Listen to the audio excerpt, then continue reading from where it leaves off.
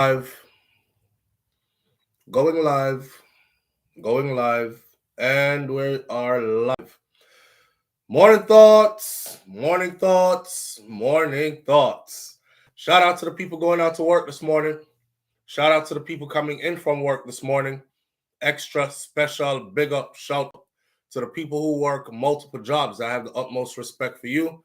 Shout out to my entrepreneurs, my stay-at-home moms and pops, my retirees. Shout out to the drivers. Shout out to the Uber driver, Lyft driver, truck driver, taxi driver, food delivery drivers, round town and long distance truck drivers. Shout out to the crossing guards and the school teachers. Shout out to law enforcement personnel, medical field personnel, military personnel.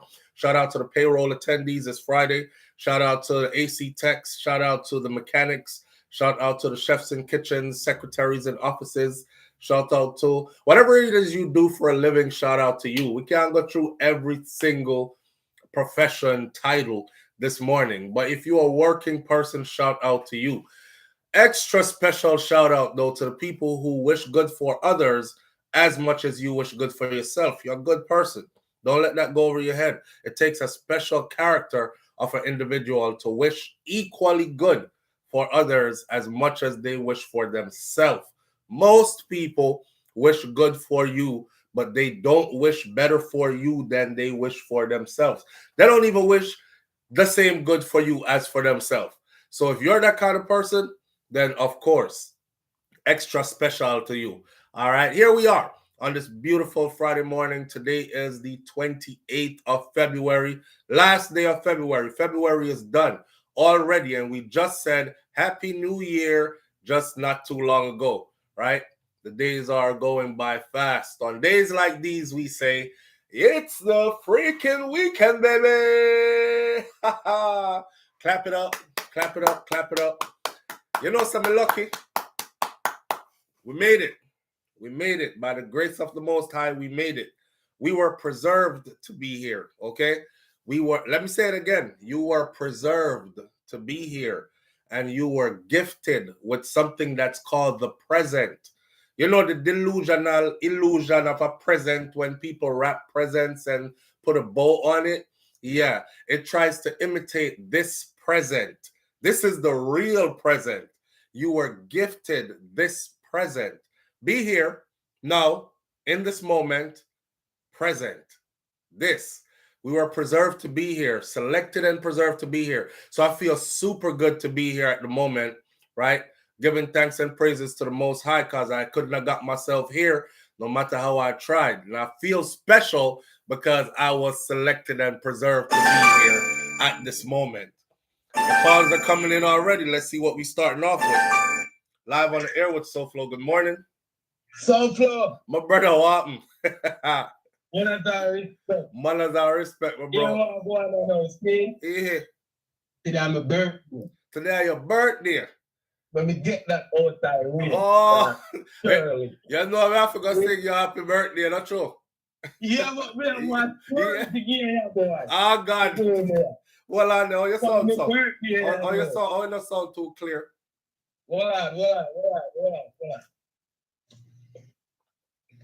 Yeah, you hear me up better, you know? Yes. Hey, may I have a pan speaker because I look more some vegetable. All right. Anyway, so we have a story I forget SouFLo. Yeah. Big bad thing. Anyway, so let me start off by saying this. Before we come a foreigner, see? We used to do the work from home call center me out of Jamaica. You know what I'm saying? All right, boom. Left that right, so. Anyway, yesterday, the day when the work, just reach a work and things, tumblers and scrap. I don't call the name, but that's what I tell you the story. All right. Just reach a work. Because someone get a call. If the call says some jail or some prison, I say, shit, what going on so? Anyway, I take the call. I realize, some say, all right, I take the call. When the person tell me, say, say, man, they go somewhere and then send me a warrant and they arrest me. Anyway, somebody that try to help out the situation now. So anyway, I'm saying, they at work, they deal with it, whatever. So we got get back to work now, I see bag of missed call when I done work. I try to cut the story short as possible. Start to return some call. When we return the call, one of the number them say, them are bands people. See? Oh, the bands people them will help with pay with bail and stuff. Okay, yeah. Yes. So them are bands people. Mm-hmm. So they say the person, they say somebody in such and such a jail. And I say, yeah. And I say, well, the person, they're on bail and whatever, and this is how much you need to bail. And I say, all right, give me, about a couple of minutes to figure this out and deal with what I get deal with. Mm-hmm. Anyhow, do what I do, call them back. Forget this thing deal with. People them say the bond is 600. Do what I do, pay the 600. So when we pay the 600, the people them send me all documents to sign and one bag of thing, SouFLo. Anyhow, me see them call them, but them say, all right, you have to process the person and they should be out in maybe like an hour or so. Mm-hmm. Me the palm away now, I drive go. Me take me about 40 minutes to go. Jump on it before me come off for the highway last night to blow dance. Get into it, I come down to my birthday, Mm-hmm. Pay the man them 600 now, already, Hey man, them call me back SouFLo. And I said, oh, we encountered some problem because now they're saying the full bail amount has to be paid. Me said full bail amount, so right this up. My antenna go up. See it. I realize say you get chopped. Say man, you get chopped. Ja. SouFLo, some of them laugh, cry, vex. Wait, really? Them chop a 600 Friday. Hey man, then chop me dog. Oh God. Cold. Brother. I lead up to your birthday too, bro. I'm telling you already. See it. They at work last night, I tell the people them said tomorrow my birthday, the people then give me money, dog. See it. Hey man, then take everything. Golly. I said go here, bro. Yeah. You have to just laugh through it, man. You have to just laugh through it, I say, oh God, dog. Hey. It's a dog world we live in there, yeah? Yeah, you have to just laugh through it. Exactly. But yeah, my voice not too good, see? But happy birthday. Your voice sound better than the video that we see yesterday. Yeah, that the people that must say. Them say my voice sound way better than yesterday. And it does. Big up yourself, man, and big up everybody in our chat and sitting, man. You see me? All right, my brother. You know thing. I laugh about it, man. We can't carry my spill, man. You see me, I say? Enjoy your birthday, bro. Yeah, man, manners and respect. I know it's sweetest spot for my daughter's birthday too, Wow, one day after so yours. So thing come down. All right. See manners and respect. Enjoy. Mm-hmm. Shut up. It happens, man. It happens. Y'all beware of scams. Me not gonna sing him happy birthday, but to my wife sound like Crook Lizard. But I think he do want to hear the happy birthday. This a happy birthday. Say yeah, man. So anyway, listen, y'all be aware of scams. I got one. See him just get chopped $600 leading up to his birthday. I had one a couple of days ago, and y'all better look out for this one. So mine was when you go through the toll and you don't pay toll like throw quarters and stuff, you just drive through the toll, but them take pictures of your vehicle and then they send it to your house, right? So I got a text message that says I owe toll fees that I need to pay immediately before my driver's license is suspended. So I said, okay, let me just go ahead and take care of this and get it out the way because I don't want my driver's license suspended. When it give you a link to log on to. So I click the link, first mistake. I click the walk with me because some of you are going to get this. I clicked the link and the link brought me to a payment page. So I called the number to verify and the number actually worked out to be the Florida Highway Patrol something. So I said, okay, it's legit.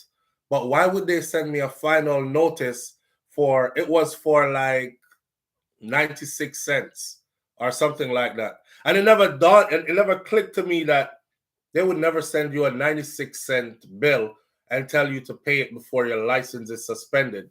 So me, like a big idiot now, sat down here, put all my payment information in, including my all my card number and stuff, expiration date, the 3-digit number on the back of the card, everything you need to use a card, right? When I hit pay, lucky for me, I don't have an iPhone. If I had an iPhone, would I get chopped? Lucky for me, I don't have an iPhone. So what popped up when I hit pay, it said, your iPhone something something, and I said I don't have an iPhone. So let me back out of this. So I cancel payment, but my card information already gone. So I called back the Florida highway people, and as soon as I called them back, nobody answered the phone. This is the first message that came on.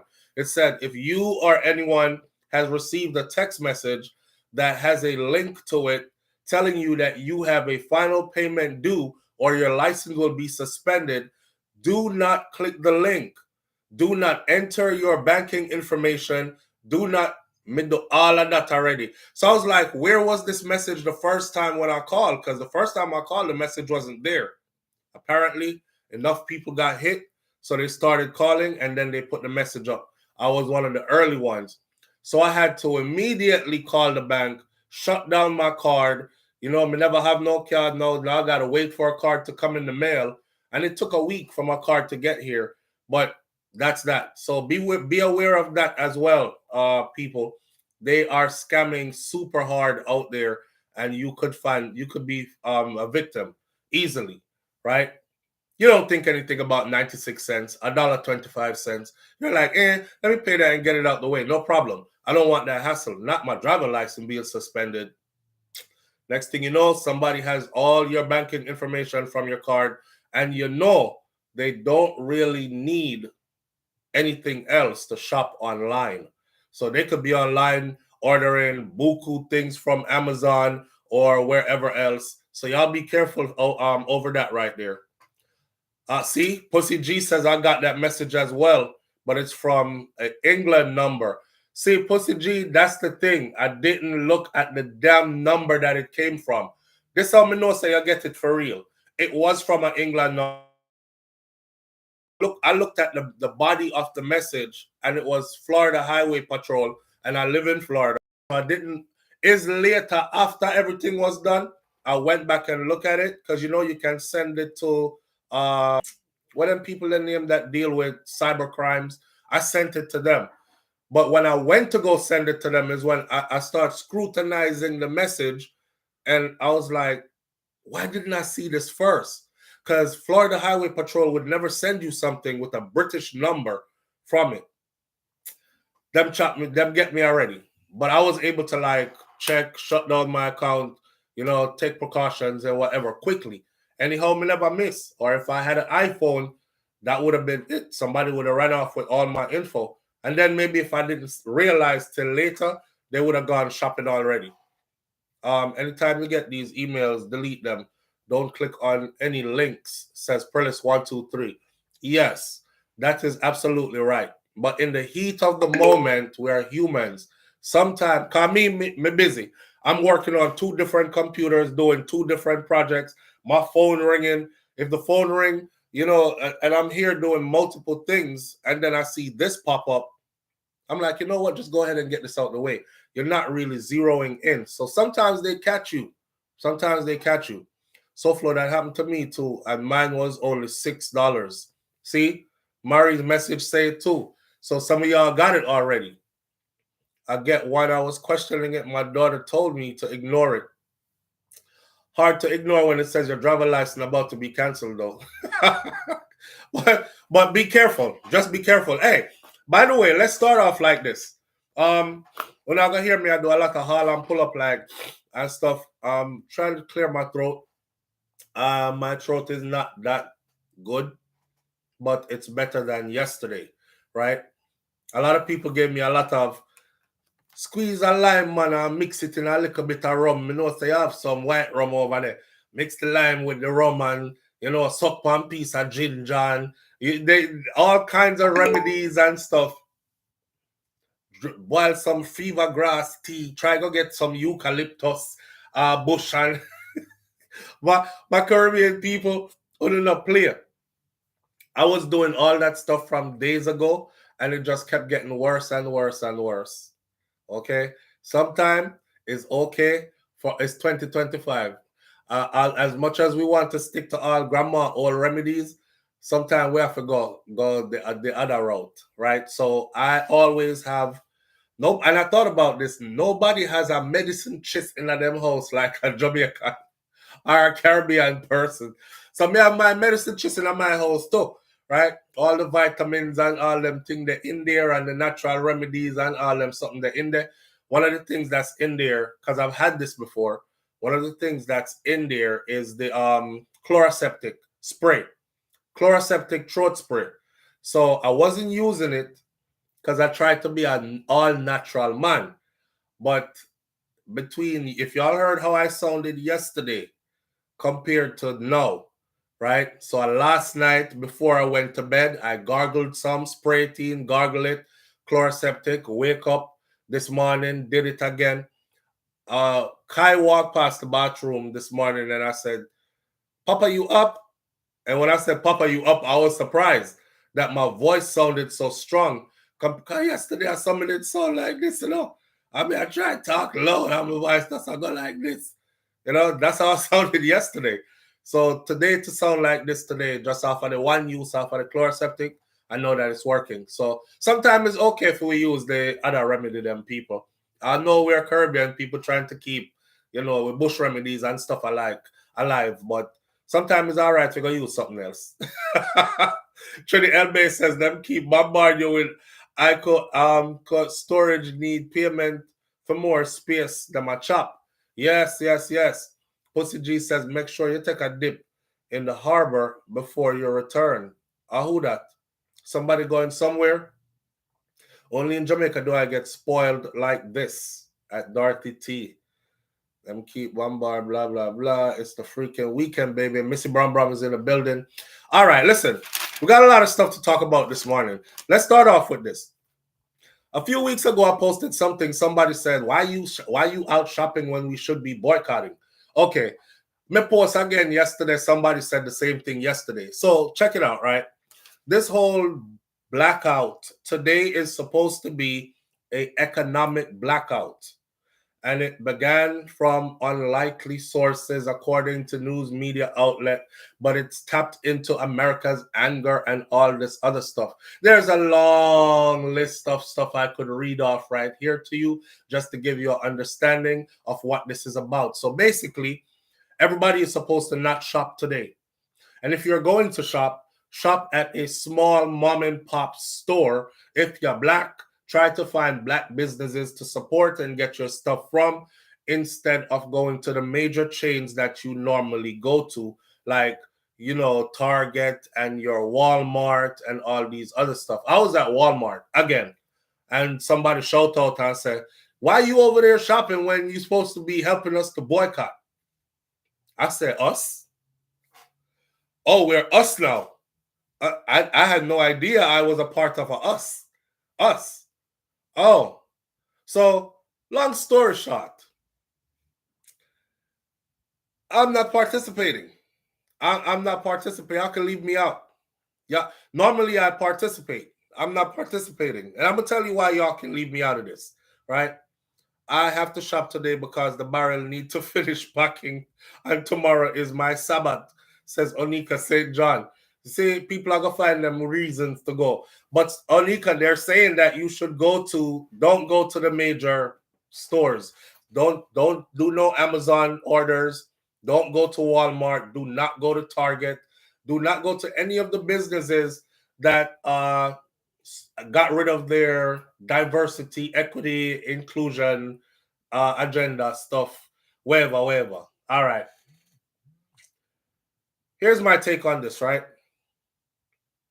The individual that said to me, why me over there shopping? And we're supposed to be boycotting, and I'm supposed to be held. I said I didn't know I was a part of a we and a us, right? Because when the election was happening, and I was talking to you about voting for Kamala Harris, you kept telling me that I was not a, how them call it, I wasn't a FBA. I had to go look up what an FBA is. You kept calling me it, so I had to go look up what it was to find out that it meant Foundational Black American.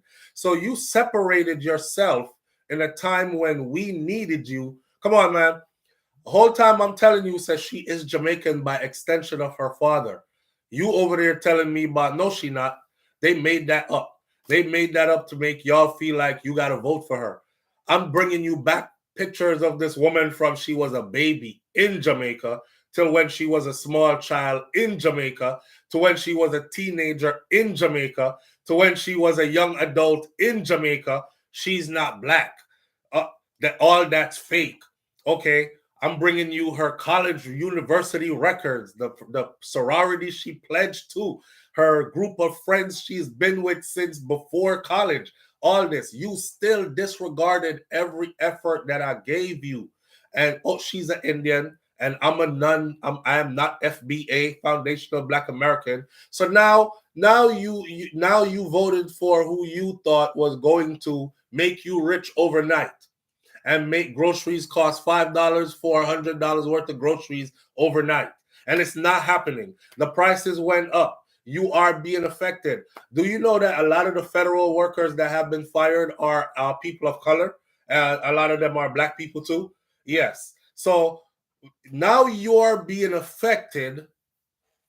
Now you want me and my help, and we are supposed to be boycott. I'm gonna be up in there spending extra money today. I'm just letting y'all know that. Matter of fact, my kids come together every weekend. I told y'all this before, right? I have all my kids together on the weekend, and this is when I do my shopping because I gotta get what they want. They're not babies, so they have a choice on what they want. I'm going right to the damn store. I'm spending my money and I'm buying everything that we need from the stores y'all say I'm not supposed to go to. There's a lesson here to be learned. Y'all can't ditch me and mines when it counts the most, and then only when it benefits you, you want me to join the line and use a platform and a voice and come out here and Mr. Bojangles for you. And everybody, come on, let's boycott now. I'm not a part of it.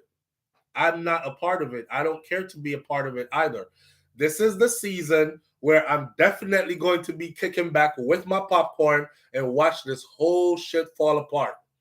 And yeah, I'm going to be in it while it's falling apart, but you the most going to be in it while it's falling apart because you had your heart and soul in it. I can't believe, right? I'm doing research to do videos and I'm seeing big ass group of people with the Haitian flag and Donald Trump's picture, Haitians for Trump. He just removed TPS for 520,000 Haitians, which makes them fair game for ICE in the ICE raids so they can go pick them up and deport them. They don't have to ask you no question anymore. They coming for you. 520,000 of you Haitian or you Haitian Americans who are out there with your Haitians for Trump. That's what you did for your people. 520,000 of them. Yeah. So, and and go check it if you don't think I'm telling the truth. Theirs expires in April. So, tock, tick tock, the clock is ticking. It's the end of February. They have March. And then when April hits, all hell breaks loose for damn Haitians in America. The ones who came, the ones who got TPS, temporary protective status, and would have been okay until their date got called up and they got put through the process and got proper papers, that has been removed. Venezuelans, we go about Donald Trump. They everybody lauta. 1 point something million of them were in the US under TPS and out here with Venezuelans for Trump. Venezuelans who are American Venezuelans. You shitted on your own people. And now over 1 million of them set to be deported.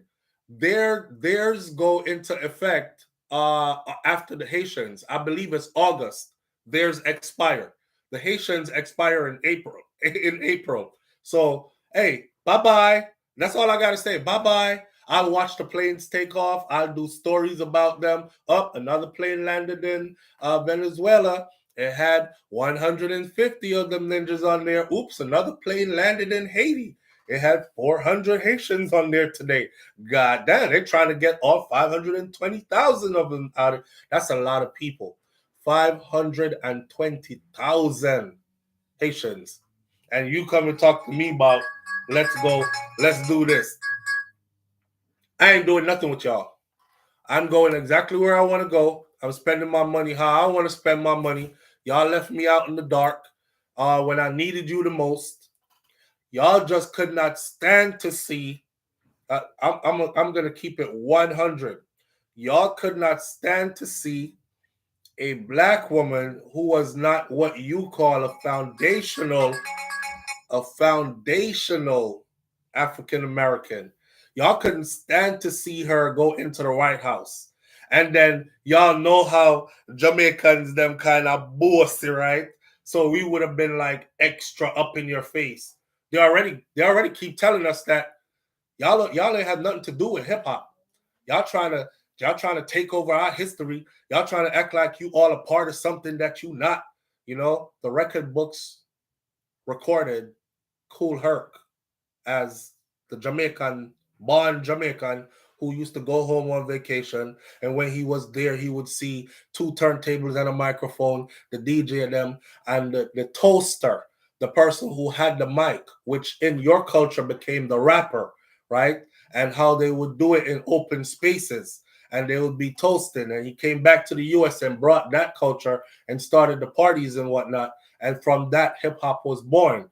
And that's why he is regarded as the founding father of hip hop. And y'all hate to give that friggin' credit to a Jamaican because he's not foundational Black American. Okay, Marcus Garvey. Y'all hate to give it. What's his name? Malcolm X. Y'all hate to connect him back to his Caribbean roots. Stokely Carmichael. Y'all hate to connect him back to his Caribbean roots. Y'all don't understand this, right? We have been an intricate part of the struggle from the beginning of the struggle. So stop trying to cut us out of everything, and then when it come time to like you need the numbers, we are one people. Nah, forget all that. We always one people, and if you operate like that, man, I would have been when I couldn't talk to me, because when a Jamaican president run the United States of America, and I know something would be extra, extra, right? But they took that away from me. I couldn't do it. I couldn't do it. So, with that said, I'm not seeing nobody. Don't tell me nothing about no boycott. Don't tell me nothing about no blackout. Don't tell me nothing about don't buy nothing. When you see me buying my stuff, just leave me alone. Okay? You go without. You hit them where it hurts. That's for you to do. I'm not joining you. Uh-huh. Flintstone, little bro. Stone them. Stone them. Share 84 says, I just joined, but where are the ones who were calling you last year to speak badly about Kamala? Did any one of them call yet? You know what, Share, big up yourself. I appreciate that right there. They haven't called yet. None of them have called yet because nothing is going like they thought it was going to go. A lot of them actually, if you're on X, which used to be Twitter, you will see them. People are crying. I am a Republican. I voted for Trump. My whole family voted for Trump, but we didn't vote for this. My daughter just lost her job. My husband just got fired.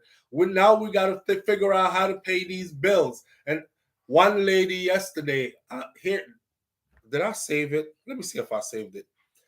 A white woman, I talked about, she said she does social media and she makes a certain amount of money on social media. And they audited her income. And she's crying. And she's like, I lost my food stamp benefits. Her food stamp benefits is like $900 and something a month.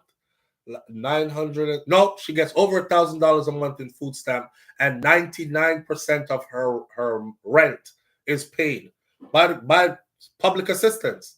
Right? This is a white woman, and she said they took away all my benefits because I drive a 2024 BMW SUV. You saw it, to be. So my comment was, wait, they were paying 90. I never collected no damn benefit. I'm an immigrant, right? And I got 6 kids, right? And I have never collected anybody's benefits to take care of any of my children. I bust my ass. I told y'all before, even money, I used to have to pawn my belongings and then go pick it up and pawn it back again. So just to keep money in my house. And my kids never had struggle. When I was telling them that the other day, now that they're big teenagers, they were like, damn, Dad, you for real? I said, yes, man. And they're like, we never felt. And I said, that's a compliment to me, right? So as an immigrant, hearing that 99% of your rent is paid, and you get over $1,000 and something dollars every 30 days for food, how you get that? I drove the damn 1997 Ford Explorer for 17 years. How you got that? And she crying. And she voted for Trump. so I'm like, I'm not helping none of you. I am not helping any of you. I know a lot. I see them. A lot of black people, foundational black Americans that are on public assistance, it allows them to ball out. It allows them to act like all my bills paid and I got money in the bank. You know what I mean? Because they're on that 70, 80, 90% of their rents paid and $1,000 and something dollars a month in food stamps. They don't have to worry about food. They don't have to worry about, my household goes through, babe, how much you let's say we spend per month for food? About $2,000. See? So, of course, I would gladly have somebody cut that in half for me, right? Yeah. And all the other bills. Let's not even start with all the other bills. And it's all coming out of hard friggin' work and earning and paying my way. So I don't want to hear shite from anybody about blackout, economic blackout Friday. It's February 28th, 2024. Let's go. Let's hit them where it hurts. Now, y'all go hit them. Y'all go. Do your thing. I'll watch. Can you please tell me what line to join to get those benefits? Kataja Empress, that's what I want to know. And be driving a up-to-date BMW SUV. You know how the Mercedes Benz and the Bima new SUV them look? I see a brother open that door of one the other day. I'm not a material kind of person, but I was thinking to myself, damn, yo, you've been working since you were 14 years old. You work so hard. Treat yourself to something nice. There's a part of my brain that won't allow me to do it. Because the part of my brain says, SouFLo, as soon as you drive that off of the lot, $5,000 gone off it already. It's value, right? Do you really have like 5,000 you could just crush up and throw away? If somebody run into it and total it, yeah, it might be covered by insurance, but you won't be able to afford another one right away, kind of thing. I rationalize and reason. And why I say the man open it, I say everything light up in there. I'm running lights through the dashboard. The car look like it can drive itself, right? Some futuristic stuff. I said, that's a beautiful car. And normally I save compliments like beautiful for human beings, not for cars. So I was like, damn, that's a beautiful car. Jeez. May just go and look on female and go and like say mine. But that's the type of ride she riding in. And government paying for all her food and all place for her to live. Hey man, I'm not gonna hold it against you. Go ahead and do your thing. But as far as this boycott stuff goes, don't put me in it. I'm not boycotting with y'all. I'm out of it. I'm not even gonna read to my audience the long story of what they're doing, who started it, and all that other stuff. I don't care. I really don't care that far. I will watch too, says Pussy G. I'm watching. I'm watching to see. May they have fun. Georgette Seeley says, I didn't vote for Trump, but for the future of my children, utility is the only way to get out of this situation. Not, I told you so. Nah, nah, it's not. Unity is not the only way to get out of this situation. Because everybody have the consequences that they have to live. Exactly. Thank you, babe. You're what my wife said? She says the only way to get out of this situation is everybody bear the consequences of their choices. This is the one time where you need to allow people to get that ass whooping that they deserve. Sometimes people need to feel that. You understand? I'll give you an example, right? If you come over, if I have 6 kids in my yard, right, and you come over to my house Monday, you punch my daughter in the face, one of my kids, bow, punch her in the face. I'm on the other side of the fence talking about this is not okay. And I'm not the kind of person to do anything to your children. Can we all just unite? Tuesday, you come over, you see one of my sons, you punch him, bah, in his face. I'm back at the fence again. Come on, neighbor. Let's not do it like this. You keep punching my kids. You got kids, but I'm the kind of person I don't punch kids. Come on, man. Let's unite. Let's be good to each other, right? You keep punching my damn kids. Guess what's happening? My kids are getting punched all the damn time. That's it. And you're walking away satisfied that I'm not doing anything. Now watch how I end this quickly. You come over my fence, you punch one of my kids. I jump over the fence and break your jaw, I break your arm, and I break one of your kids' face. Now everybody is more than even. I bet your ass won't come back over my fence again. Or when you see any of my kids anywhere, you'll think twice about what you did before. This is the hard lesson. Now it's time for hard lessons.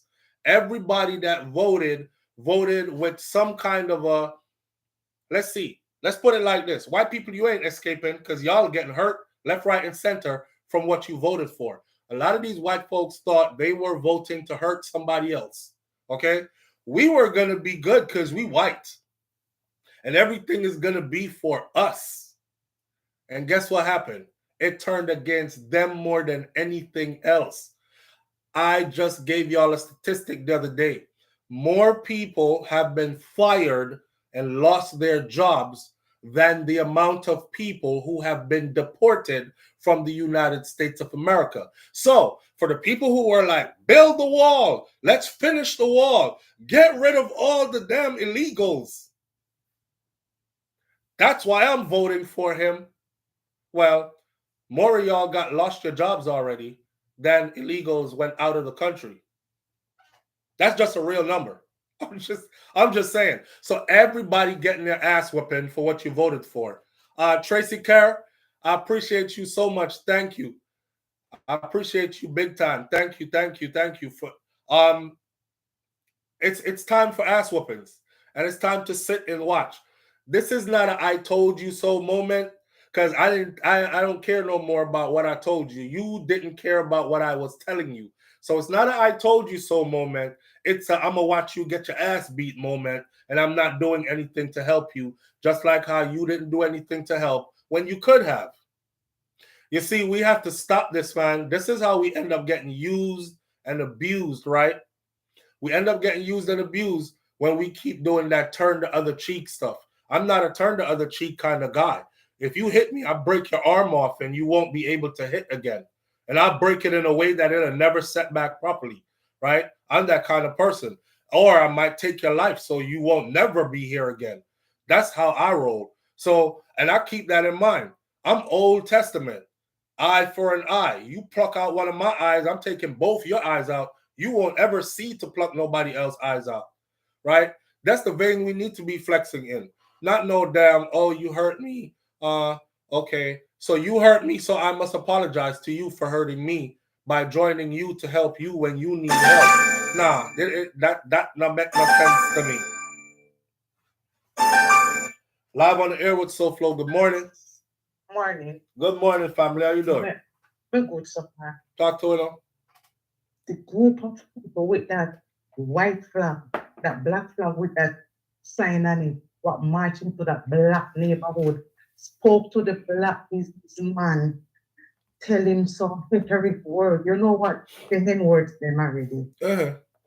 And nobody seems to say nothing in the media, the large public media. Police have went there and protect them and guide them with what? Sponge, cotton, and support take them out. They don't arrest them.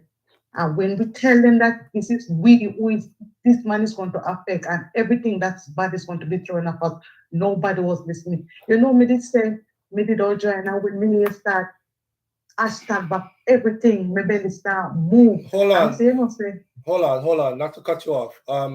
Did y'all know that the national database and hotline where you call to make complaints against law enforcement officials for misconduct on the job that got shut down by Donald Trump a few days ago. Y'all know that, right? Okay, so remember when I was saying, and not I was saying, he said to everybody. See, that's the why I'm not mad at Trump, because he told you what he was going to do. Caller, do you remember when he said he will give complete immunity to law enforcement officials for everything done in the line of duty? That don't mean nothing to you? People, you know, mean nothing to you. It means something to you. If you say you're not vote for the woman. They took away funding for the suicide prevention hotline as well, right? Yeah.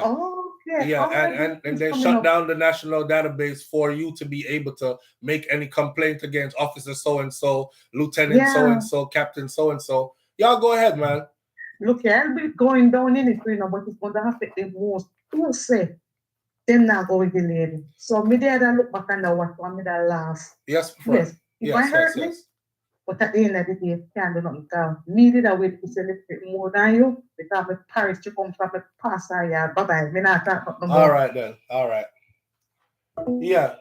Yeah, we were all waiting to say, well, we who had my mind frame were all waiting to celebrate, and we didn't see any other way this was going to go. Something happened with that election that I don't know what it is. I'm not going to say out loud because these are times where you don't really say everything out loud, but whatever the case may be, people are getting what they voted for, okay? Just watch the things that are being stripped away, and then think to yourself, who benefits from those things? Y'all see what's going on with Medicare and Medicaid? Y'all think who benefits the most from those. Low income or lower income Americans benefit the most from everything that's being stripped away. What community do you know is the most disenfranchised and has the most low and lower income? I'm saying I'm just going to sit that right there for everybody, right? Georgette Sealy says, well, let me know the hidden place to go, because the last time I checked, we're all living here, and that affects one person, affects all. Hey, Georgette, I said the same thing too, but we'll be all right.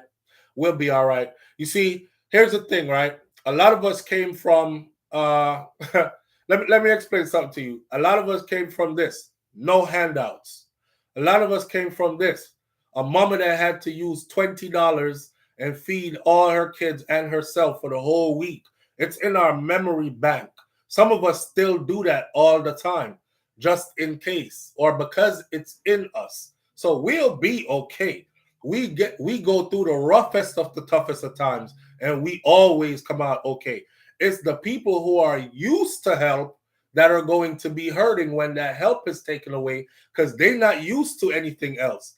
They're not used to having to spend $20 and buy one bag of chicken, and the bag of chicken is 10 pounds, and one little bag of rice, and the bag of rice, and that is the money for the week.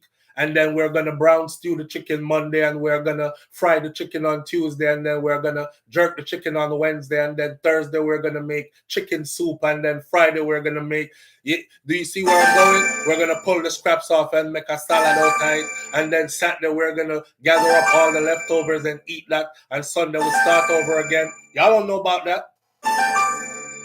Y'all know about a food stamp with a lot of money on it, so your pantries are full and your kitchen is full with food.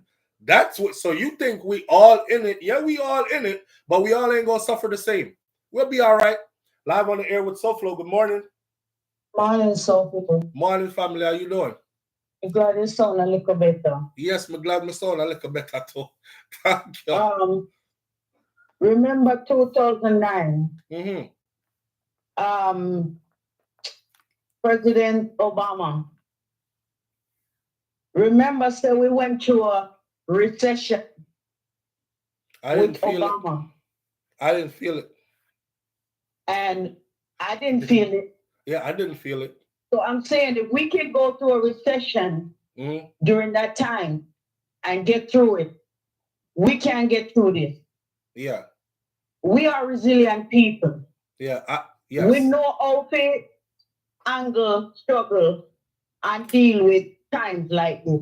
Absolutely. Absolutely. That's what I was saying. And if you know so this did come as a black person, you should have kind of brace yourself and prepare yourself for this. My sister, listen to me. We don't just go off a black person this morning. We are divided. That's where they start from. Can I check it, right? Remember during the election, y'all remember all those videos? Don Lemon and a bunch of other journalists took the cameras. He said, I'm going into the hood. I'm going into the barbershops. I got to sit with my brothers and sisters and figure out why they're leaning towards Trump. They said money. They want more money. And when Trump is in power, they get more money. And he tried to explain to them stuff like, do you know what Project 2025 is? Do you? Nah, I don't care about all that. SouFLo, he was like, let me read some of this stuff money, to you. But the money are going to Trump and film friend them pocket. Them not getting no more money. Not the ordinary job law. No, they were talking about the damn stimulus check them with them did get before. They ain't getting no money. And they haven't gotten no money. They haven't gotten no money. And it's going to hurt them. They're not getting any more money. Price on everything went up. And they were already crying when the prices were where they were at before. So, yeah, the money ain't coming. Wasn't it said recently that Elon found some money and was going to send out $5,000 check to people? We went over that the other morning on the live. Let's reiterate that. Elon Musk was talking about the Dodge program that Trump put him in charge of to dig out fraud, waste, and abuse. All right, my friend. To dig out fraud, waste, and abuse in government and put all the monies that are found in one pot.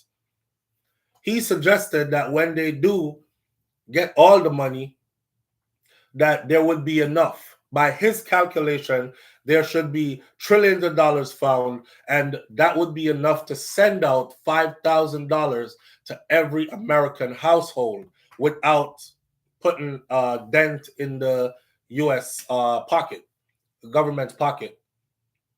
When you read into the fine print of it, that's just a dream. That's a dream. Because by calculation, it's not going to happen. Okay? And they said that if it could happen, it would be sometime in 2026 when the Dodge program expires, which that's where I learned that the Dodge program wasn't permanent. It was temporary. So I said, okay, the Dodge program is not going to last all 4 years of his presidency. But I don't think they're going to be able to give you no $5,000. And for $5,000 for 4 years of hell, is it worth it though? Is it worth it? We were doing fine all along. But for some reason, it got to that point where the old divide and conquer worked. Right in front of us, it worked. It pained my heart to see so many African Americans or Black Americans. I don't even know what to call my brothers and sisters no more. Because yesterday there was a sister saying African American, and somebody said, don't call us African American, it's Black American. So I don't even know what to call them no more. Live on the air with SouFLo. Good morning. Hi, SouFLo. Good morning. Good morning, family. How you doing? I'm fine. Yeah. 2 questions. Mm-hmm. What do you think about what the president said the other day about the $5 million to buy green card? And he was saying that good one. All of the undocumented persons should come in and register. Okay. Do you think it's a trap? No, it's not. Let me explain to you, because he did a whole 20-minute video on it where he explained exactly what that is.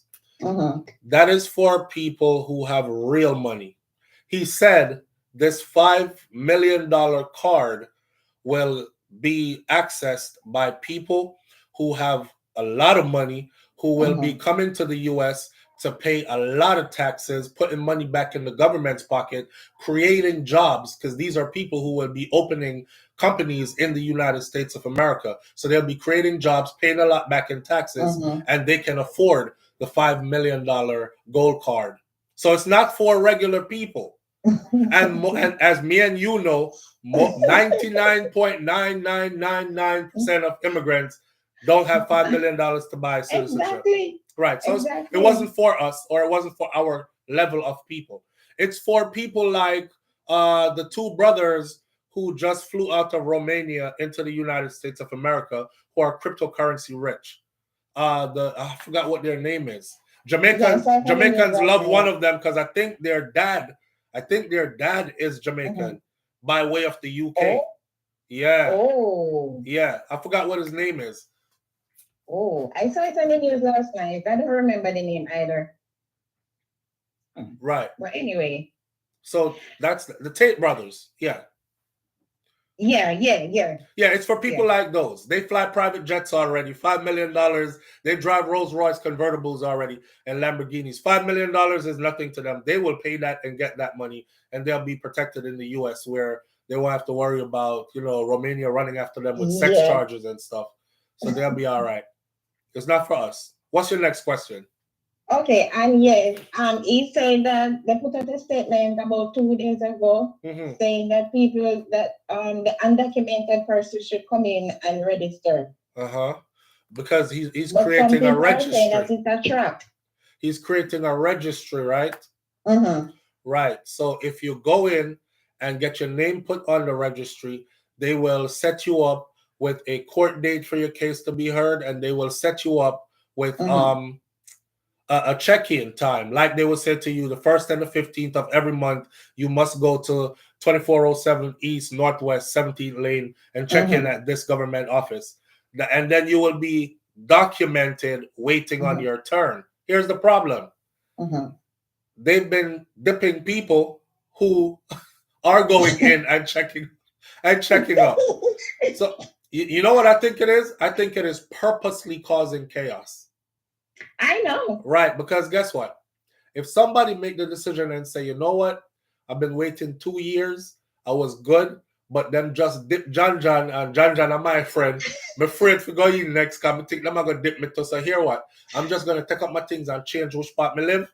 So I'm half grade for them. It's hard for me to find. You immediately become deportable. Yes. So now you're on the run. And if ICE catches you, do you know that if you do not show up to your court date, it is an automatic removal issued for you? Right. So scare them. In the system. Exactly. So scare them into not showing up for they're reported, and more of them will end up getting automatically ordered to be deported. Yeah. That's what that is. Okay. Yeah, man. All right, so good. All right, my friend. All right. Thank you. Have a good one. You too. Yeah, I think that's purposely causing chaos, honestly, because people were going in before. And of course, sometimes people do lose their cases for asylum. Not everybody is granted. By doing my research, found out that, because I was wondering, my curious mind said, well, how do they know that this individual is not a criminal back in their country, wanted for like 10 murders? How would they have a way to vet all that?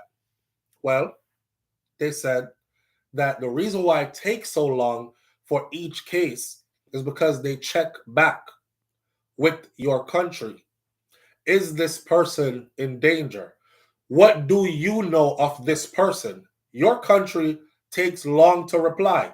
So they wait for that reply. They have to check, like them a check back in Jamaica, right? Do y'all know SouFLo? What is he? Is he a gang leader? Is he involved in any criminal activities, any anti-government movement? Is he somebody who we should be watching out for and be careful of? or is he a law-abiding, tax-paying citizen? That's what we want to know.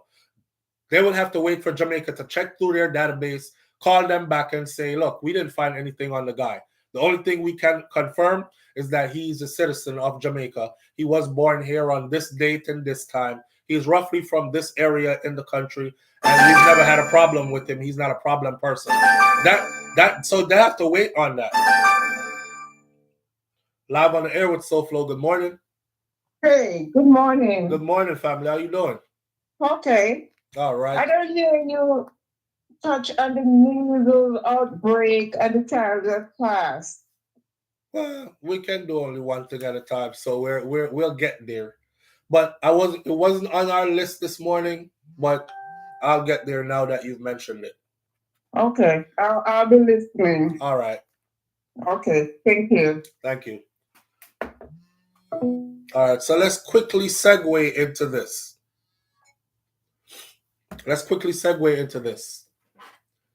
The measles outbreak. Somebody said yesterday, your throat sound bad because you took all them damn vaccines from COVID and now you messed up. So go and take more of the vaccines. They might help you to get better. The internet does not forget all them videos you did promoting the vaccine. That might be one of the times where you see me really disrespect somebody. You know, my exact words were, your brain is, first of all, deceiving you and malfunctioning, and shit for brains.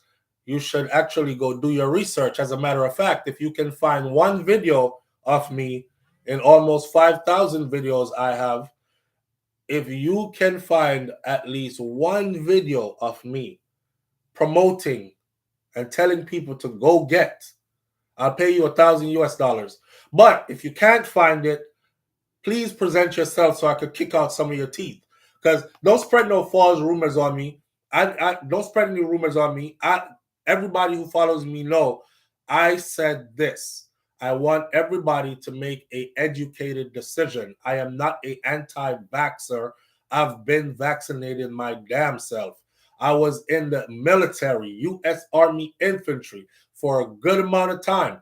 They jabbed me with so many needles that I wasn't even allowed to ask what was in the damn thing they were putting in my body, right?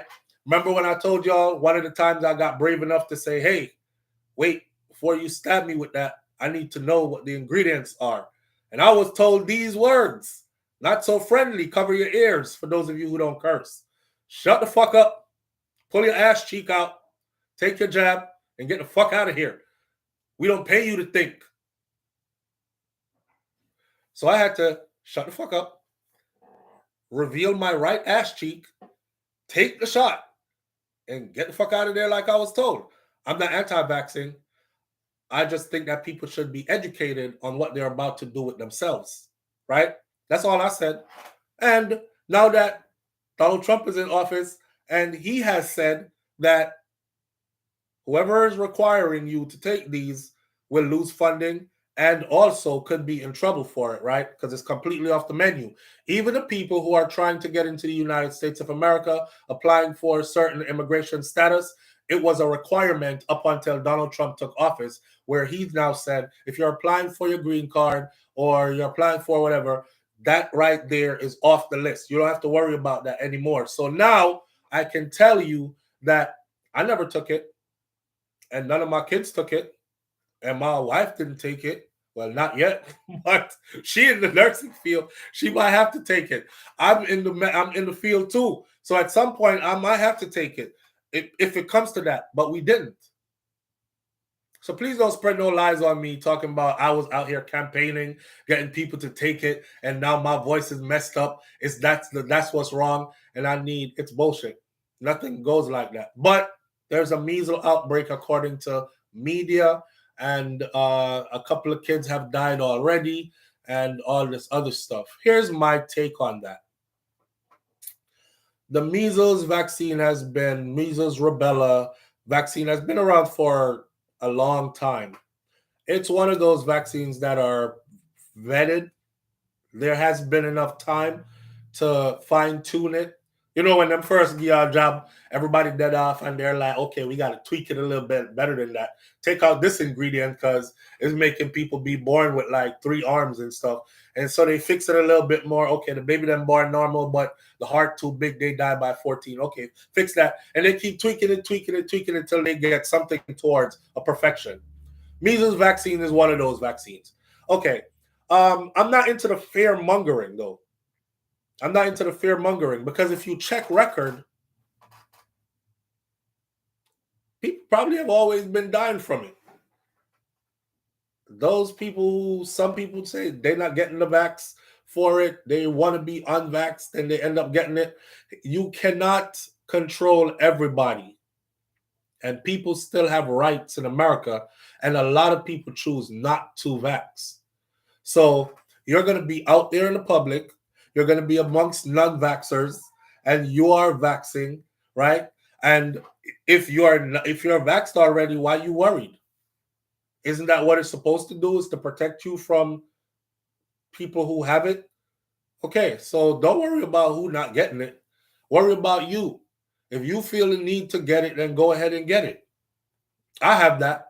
I have that vaccine for sure. So if you feel the need to go get it, go get it. But I'm never going to tell you to go get nothing. I need you to make an educated decision for yourself. We live in 2025. I call this the age of information. Everything is at your fingertips. Do some reading and some research, and then decide for yourself what you need to put into your body. It's not like it's sweeping the country and thousands of people are dying and something like that. Of course, if you sit back and look at the media, it'll make you feel like that's what's about to happen. But do some research for yourself. That's all I can tell you. Sonia Brooks says, we all let our children take measles injections in Jamaica. It used to be mandatory. Have you ever had measles? Has anybody here ever had measles? Yes? No? Exactly, Kaz. Yes? Kaz had it? Dorothy T, no. Anthony Vaz, yes. Vaz says no. Lovely Aneka is in the building. Lovely Aneka had it. Sean Cassell had it. Sonia Brooks had it. Great Goodies had it. Mel had it. Batches says no. Look at the yes and the no's. I did this for a reason. Look at the yes and the no's. I had it. All the kids in my grandmother's house had it. So we've had it before, right? Majority of us have had it before. If I'm counting these yes and no's, some people can't remember. There are a few no's here. Nans, no. Reggae Girl, no. Devin, Gail, no. Majority of people have said yes.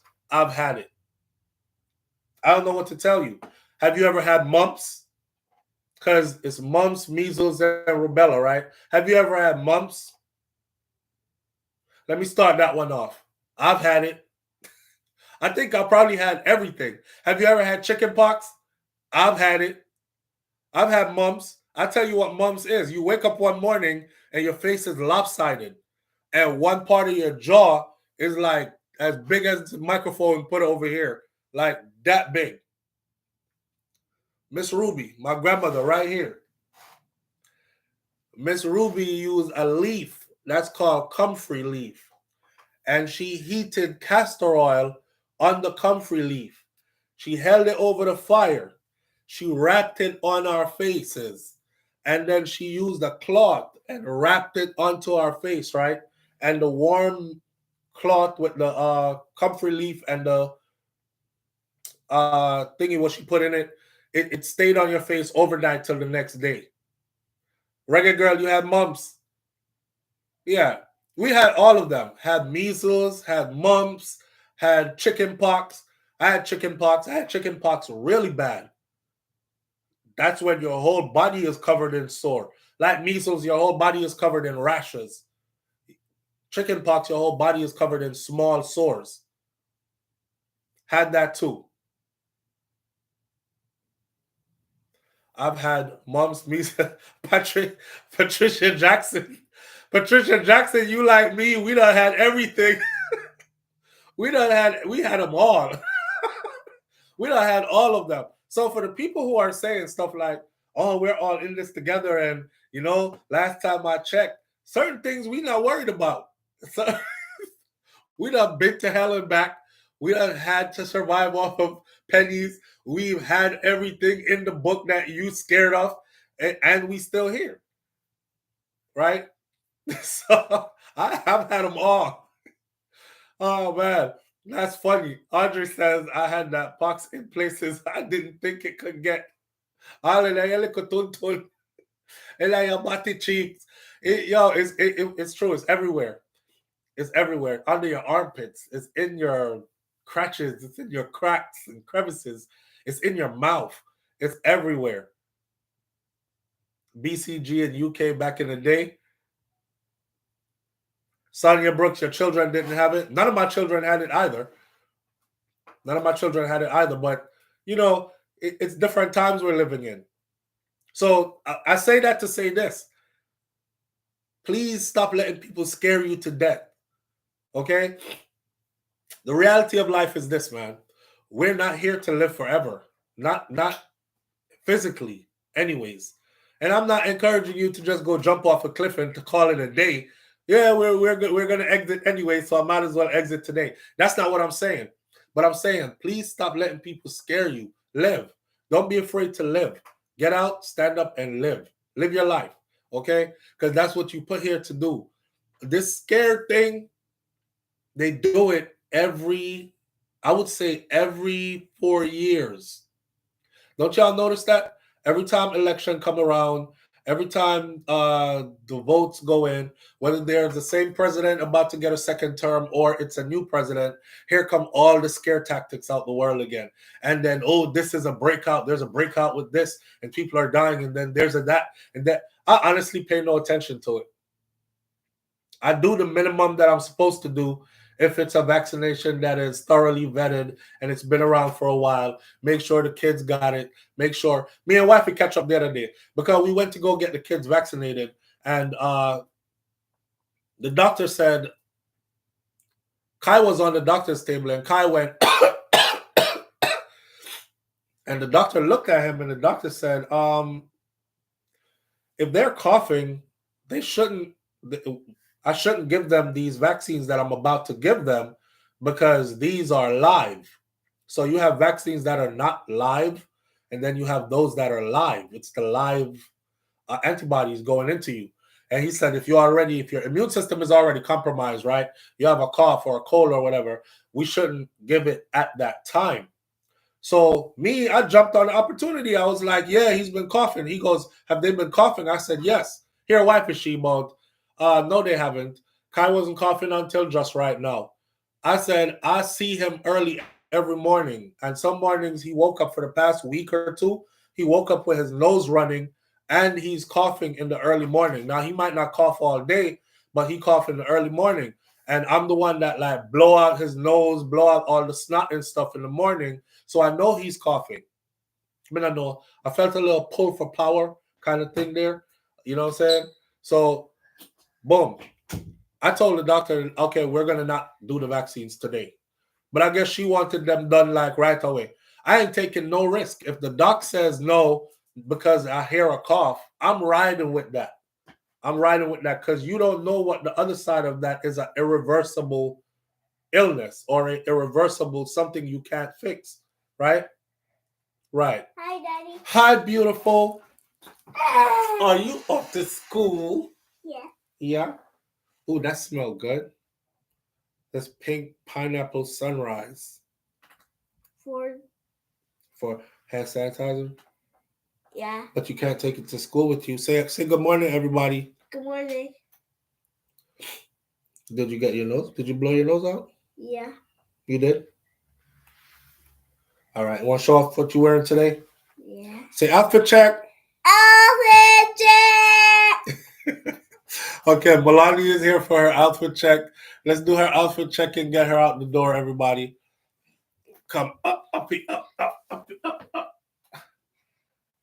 Today we are rocking just a simple white t-shirt. The weather is nice outside. You got to turn around so they see the front of your shirt. It says little sis because she's little sister and all her siblings are bigger than her. Right, mommy? Yeah. You're posing? Strike a pose. Strike another pose. Give me another one. Okay. I like that one. And we got on some stretchy jeans. And we got on some pink socks. And what shoes we wearing today? You gotta hold your foot up so they can see. We rocking some shell top Adidas today with some pink socks. Did you just call it shells? Shell top Adidas. And of course, she got her pretty hair. You gotta show off the pretty hair. You gotta show off the pretty face. And there's even Wait, there's something in your eye right here. Okay. there's even hand sanitizer. There's hand sanitizer. Want to show off your hand sanitizer? Yeah. And then this is her hand sanitizer. It's little. It's and something. And it smells good. It smells like pineapple and something. It's for your hands, just Yeah, for don't take that off. Well, it's. Oh, that's how you open it. Oh, so that's the holder. So this is the hand sanitizer holder. And that's the hand sanitizer. And then you just put it back in here like this. Oh. And that little creature holds the hand sanitizer. That's cool. Why them invent all kind of something for you to spend your money? All right, mommy, I love you. Go have fun. Bye, little dad. Bye-bye, little daddy. Bye-bye, little Milani. What is this? Come, mommy, blow your nose out. I hear you pulling up. All right? What is this? It's paper, mommy. Say bye to the people. Tell everybody have a good day. Bye. Have a good day. Bye. I love you. See you later. Love you. Have a good day. Hold on.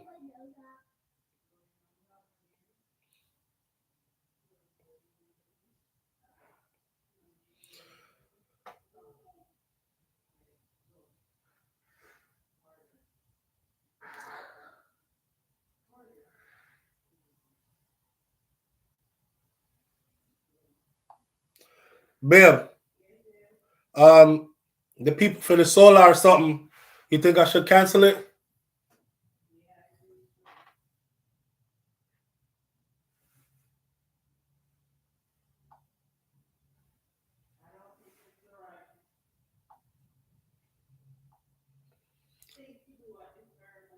Okay. All right, that's who was calling. All right, back to us though. I was trying to get I had some estimate done trying to convert the house to solar, but it's weird. It's weird. If anybody out there knows of a better or a good something that could sell me as far as solar goes, especially if you're in the Florida area, then hit me up, please. Okay? I'm trying to convert to solar, but the solar programs I have in my area, they're talking about 25 years of payment and all other kinds of stuff, which it's not really attractive or appealing to me. So with that said, and a bunch of other complicated stuff, I have an option. Jamaica from the outside. Jamaica from the outside, you have an option? Please link me. Please link me. Or I switched a couple of years ago. See? It pays to have this platform because I always find people who could put me in the right direction. Listen, Jamaica from the outside. Jamaica from the outside is another channel. I haven't seen you in a while. It's another channel on YouTube. This is the channel where I told you all that I realized in Florida you can actually. I was impressed by the farm that had all the different fruits and stuff from Jamaica or from the Caribbean, but from Jamaica, like there was a place that had all these different mangoes. And then they also had one farm where you get your meat fresh. Like you could literally go pick a goat and they will do the rest. You know how the goat goes from meh and walking around till you get the goat in a bag, and you could just go straight to the kitchen and cook and freeze the rest. Yeah, they have that and these things. So for those of you who are in that area, this area, you could check out Jamaica from the Outside on YouTube as well. Onika St. John says, yes, it's like a mortgage. Yeah, that's why I wasn't interested in it. They're like, yeah, 25 years. I'm cool, man. Missy Brom Brom says they watch you Jamaica from the Outside, but there are no new videos. You got to keep the content coming. Lovely Aneka has content on almost every day, or you can follow her on Instagram. I see her content all the time. My wife more tunes into her content than I do because it's more like female stuff, but I still do go tune in. Marie's Message 411 TV also has content, but you gotta like for all my people who are doing this, you have to constantly feed your audience. We live in a fast-paced world, okay? And there's somebody else right next door to you who has 24 hours content. So if you're only giving content once a month, or people will forget about you. So don't have me over here sending people to you, and they're like, the last video they put up was 4 months ago, SouFlo. Right? These companies are sketchy and they come to my house all the time. And when I question them about being NABCP certified, they have no idea what I'm talking about, says Banches. This morning, they were supposed to come climb into my attic and see where they're going to drill to put in the solar plates and all that. And, I'm not comfortable with it at this point. All right, one came Saturday and another today. All right, back to what we were saying before. And I'm going to change topics, but I had to get into this one to start off. Today is a blackout day. Today is supposed to be economic protest kind of day, and I'm not joining it. I told you why I'm not joining it, right? Now I feel extra stuffy. I don't know why. But yeah, so we have all our reasons why we're not into that. I don't feel like being used by anybody who I cannot use when I need you. And I'll close that off by saying this. When we speak about these things, we don't speak about these things to cause a division. We speak about these things so everybody is conscious that one hand washes the other hand, and that one hand can't clap by itself. You need the other hand to clap. Understand? So don't forsake me when I need you, and then when you need me, you expect me to be there. It's basic principles. We are supposed to be one. Supposed to be. So honestly, we're going to have to start working more on the division before we can even move forward. There's a lot of division, and it's sad because we don't see it until times like these. We pretend that it's okay and there's nothing going on. But in all honesty, there's definitely a division. When people are telling you that they're not voting in your direction because that candidate is not like us, what do you mean not like us? They not FBA. What is the FBA? Go look it up. I go look it up. Foundational Black America. Oh, damn. Really? We got to stop all that. We got to stop all that. So with that said, that's my choice. Now for the rest of you, if you want to support it and you feel like that's where you want to be, then go ahead and do that. I'm speaking of my choice and why I choose not to, right? The only thing me I block out today, I did not coming from them. Audrey. Live on the air with SouFlo. Good morning. Morning, SouFlo. This is the first time I'm calling in. I'm glad I got you. I'm glad you got through. Talk to us, son.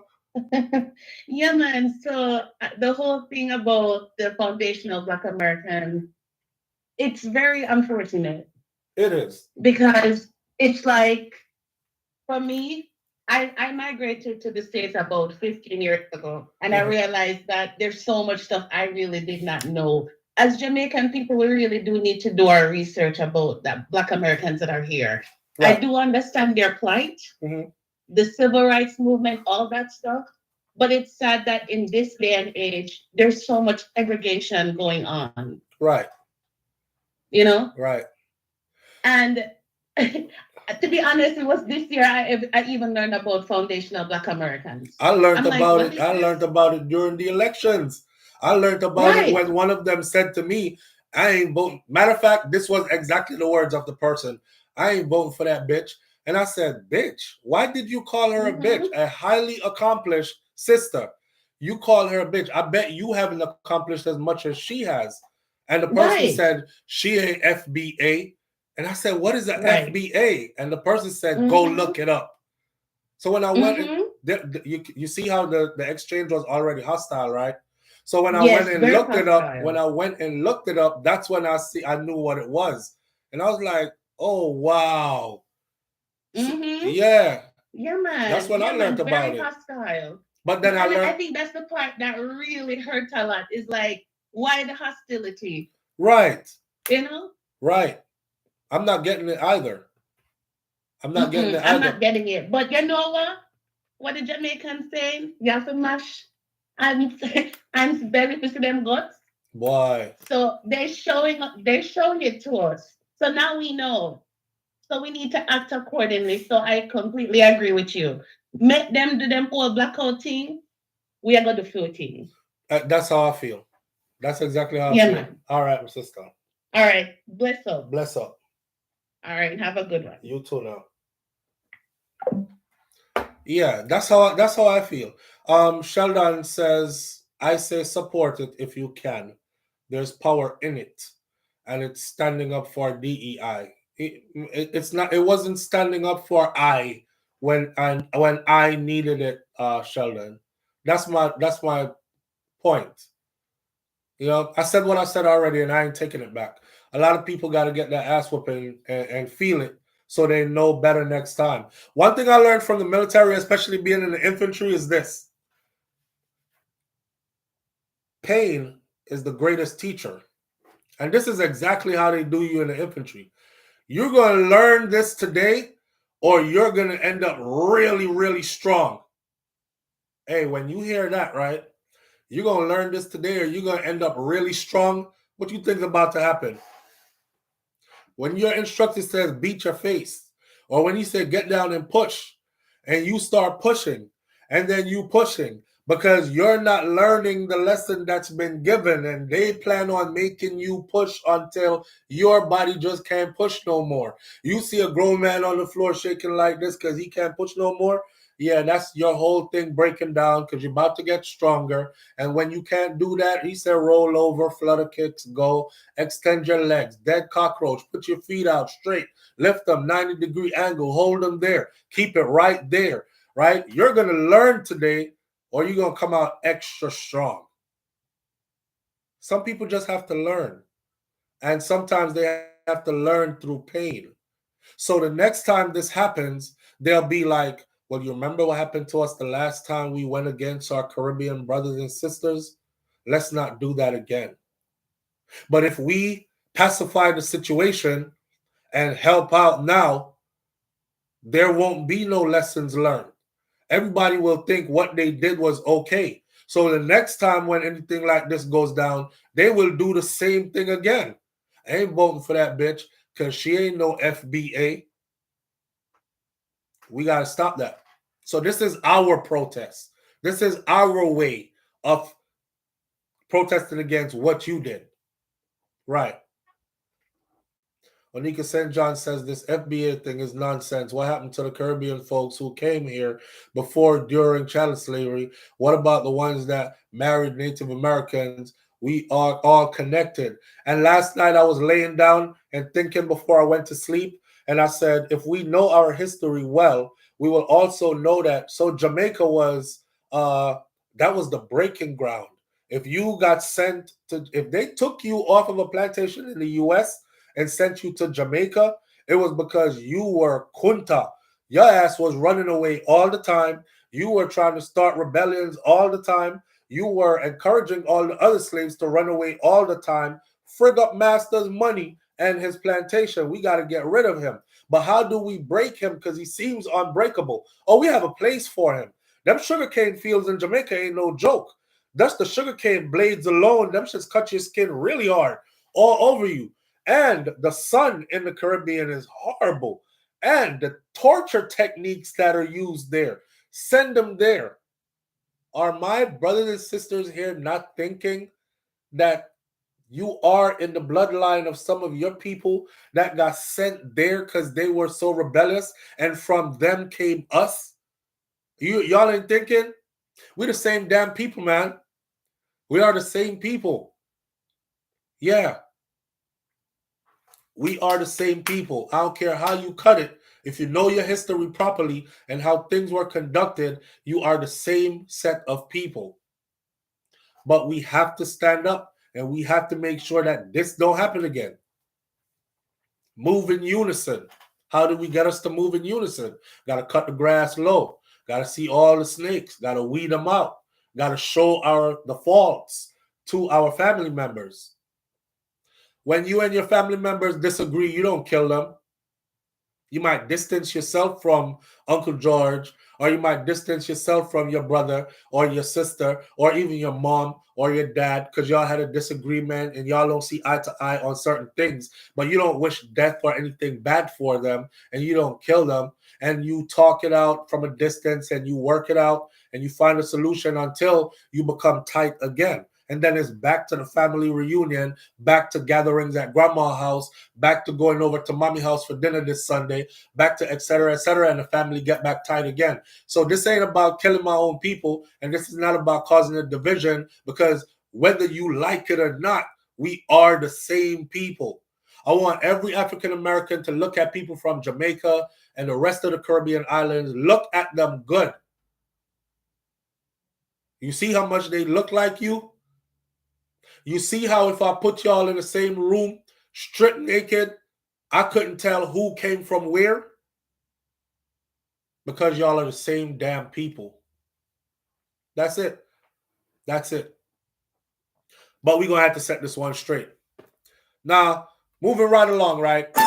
In the vein of, let's take a call real quick. Live on the air with SouFLo. Good morning. Hi, SouFLo. Thank you so much for explaining that. Thank you so much for breaking it down, because I discovered there's a problem with that. Yeah, what did you discover? What problem? With the Foundation of Black Americans saying like they're seeing Caribbeans as like they're not us. They have a name for us too. They even made up a name for us. One motherfucker called me a tether. I was like, what the hell is a tether? Why are you calling me that for? He was like, go look it up. They always tell you go look it up. Yes. But yeah. Yes. Somebody is drilling it into their heads, and it's caught on, and it's trending now. And it's not a healthy trend. Go ahead, I'm sorry. No, I was just saying it's not a healthy trend. It's not doing anything good for us. And it's division, and that's the thing. They don't see it as that. They don't see it as that. They see it as it's like it's no different than the Hispanics. You know what I mean? Like it's like the same thing. Yeah, like them black people that come from like Puerto Rico, and they're like, oh, I know black, papi, I Spanish. I know black, I Spanish. I'm like, ninja, you speak Spanish, but you are black. No, I know black. Don't call me black. I know black, papi, I Spanish. Yeah, that's what our people try to do. It's ridiculous. We are one people, man. But they don't see it as that. They see that, oh, we have places to go back to and they stuck here. But the thing is that we're all from Africa. They don't see it as that. Listen, wherever I'm going, they're willing to go. They welcome to go there too. We the same people. That's simple. Stop telling Yeah, me. because I got the email saying, don't shop here, don't shop there. And I was wondering why. Yep. It's the blackout, the economic blackout for today. It's supposed to go in effect today for 24 hours. And we're not Well, supposed you to know buy. what? Well, you know what? I'll be shopping at Walmart. I'll be shopping at Target to support my Caribbean people, just like what you said. Thank you. Period. Thank you. And we need a Caribbean blackout too. Sure. Where we just support straight Caribbean all day for 24 hours straight, just like they do. And eat mangoes all day. Eat mangoes all day. Find out who have coconut and these things. And the thing is, SouFLo, it's like I experienced when I migrated to the US, they calling me Jamaican booty scratcher, all these names, like for no reason. Yeah, they used to tell me to go back on the boat. Oh, in Miami, they used to be like, take your ass back to Haiti, bitch. Back then, right? They used to treat the Haitians so bad.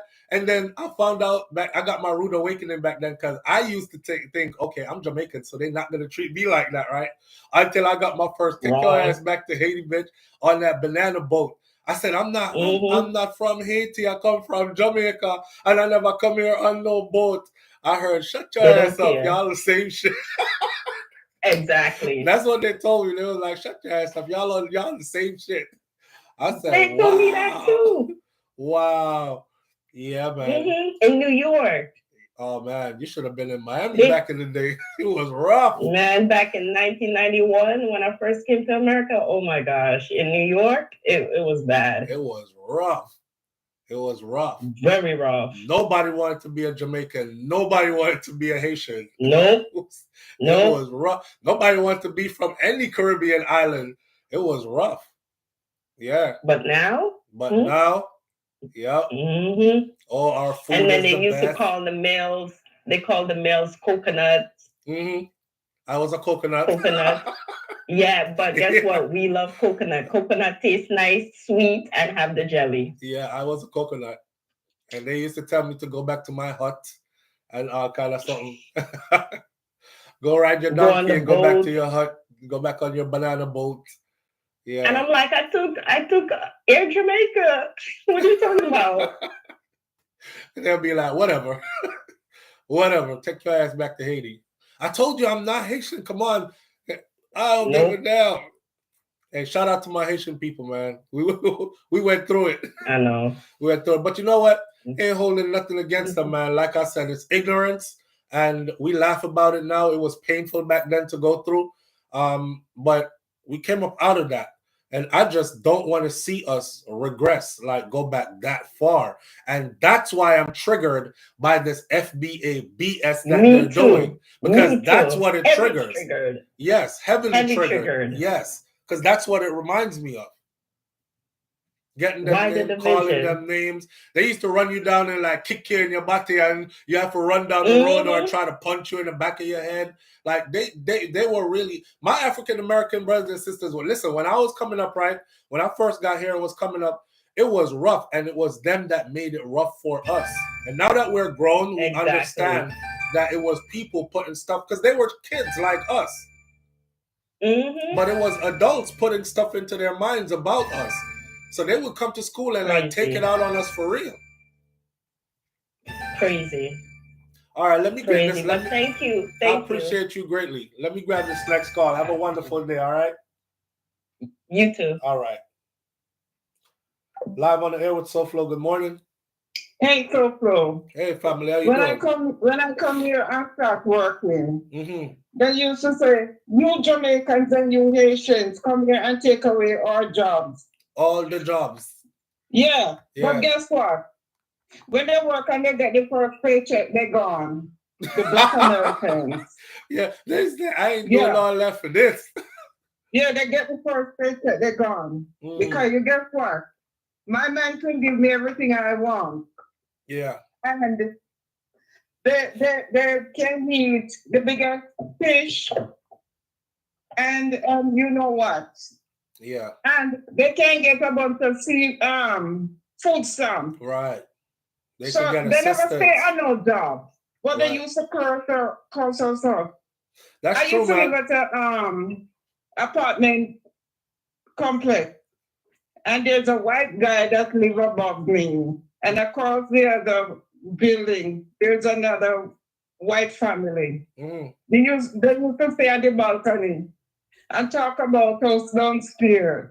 Oh boy. You know? The white guy above me, he used to interrupt my telephone service. When I come in from work a morning time, my telephone can't work. If I have to make a call house, I can't make it. Because he used to connect my phone to his service and use my phone at night when I'm at work. Yeah, and then the police have to warn them. If they continue to interrupt my service, they're gonna lock them up. Yeah. Yeah, so you had your fair share of experience. Yeah, I have a lot of experience with them. Yeah. Because they sit down and eat with us in the break room. I used to work in a healthcare facility. Right. And they sit down and they eat with us. And then as they get up, they start to talk about you. Yeah, I used to hear names like Jungle Bunny. They used to call me Jungle Bunny. Yeah, it's 2025. I'm laughing. We used to cry. We used to cry back then. It was rough. Some people now wouldn't understand, man. All who came to foreign late, they wouldn't understand. Porch Monkey, Jungle Bunny. I never even think what they call me because you know what? I don't know where they live. I never go to their house. I never seem to find out where they live. I work and take care of my children. Yeah. So they could go to hell. Yeah, man, but we were built like that, resilient spirit, because we actually really know what a struggle is. Like, we really know, and not only that, we were geared, especially the earlier generations, we were geared towards working super hard. I don't care if you have to do 2 and 3 jobs, right? Get yourself out of the situation you're in. Don't sit down and cry and beg for somebody to help you, or nobody is coming to save you kind of mentality. So we came with that kind of mentality. And then when we saw every little opportunity, we were looking at them like they were golden. But the people who were born into the land where these opportunities are, they looked at it like, I don't want that. I don't want that. They didn't want it until they saw you taking it. My neighbor, she never used to work. She have a bunch of kids for different names. And our doors facing each other. And then she would come over and make a little syrup. So I thought it was the Jamaican syrup. I didn't know it was pancake syrup. Pancake syrup. I was in the hospital. My husband called me and said, "Oh, you know what? She come beg salt." I said, "What?" She come beg salt. Yeah. Salt and syrup, like a pancake syrup and some spoon of salt and whatnot.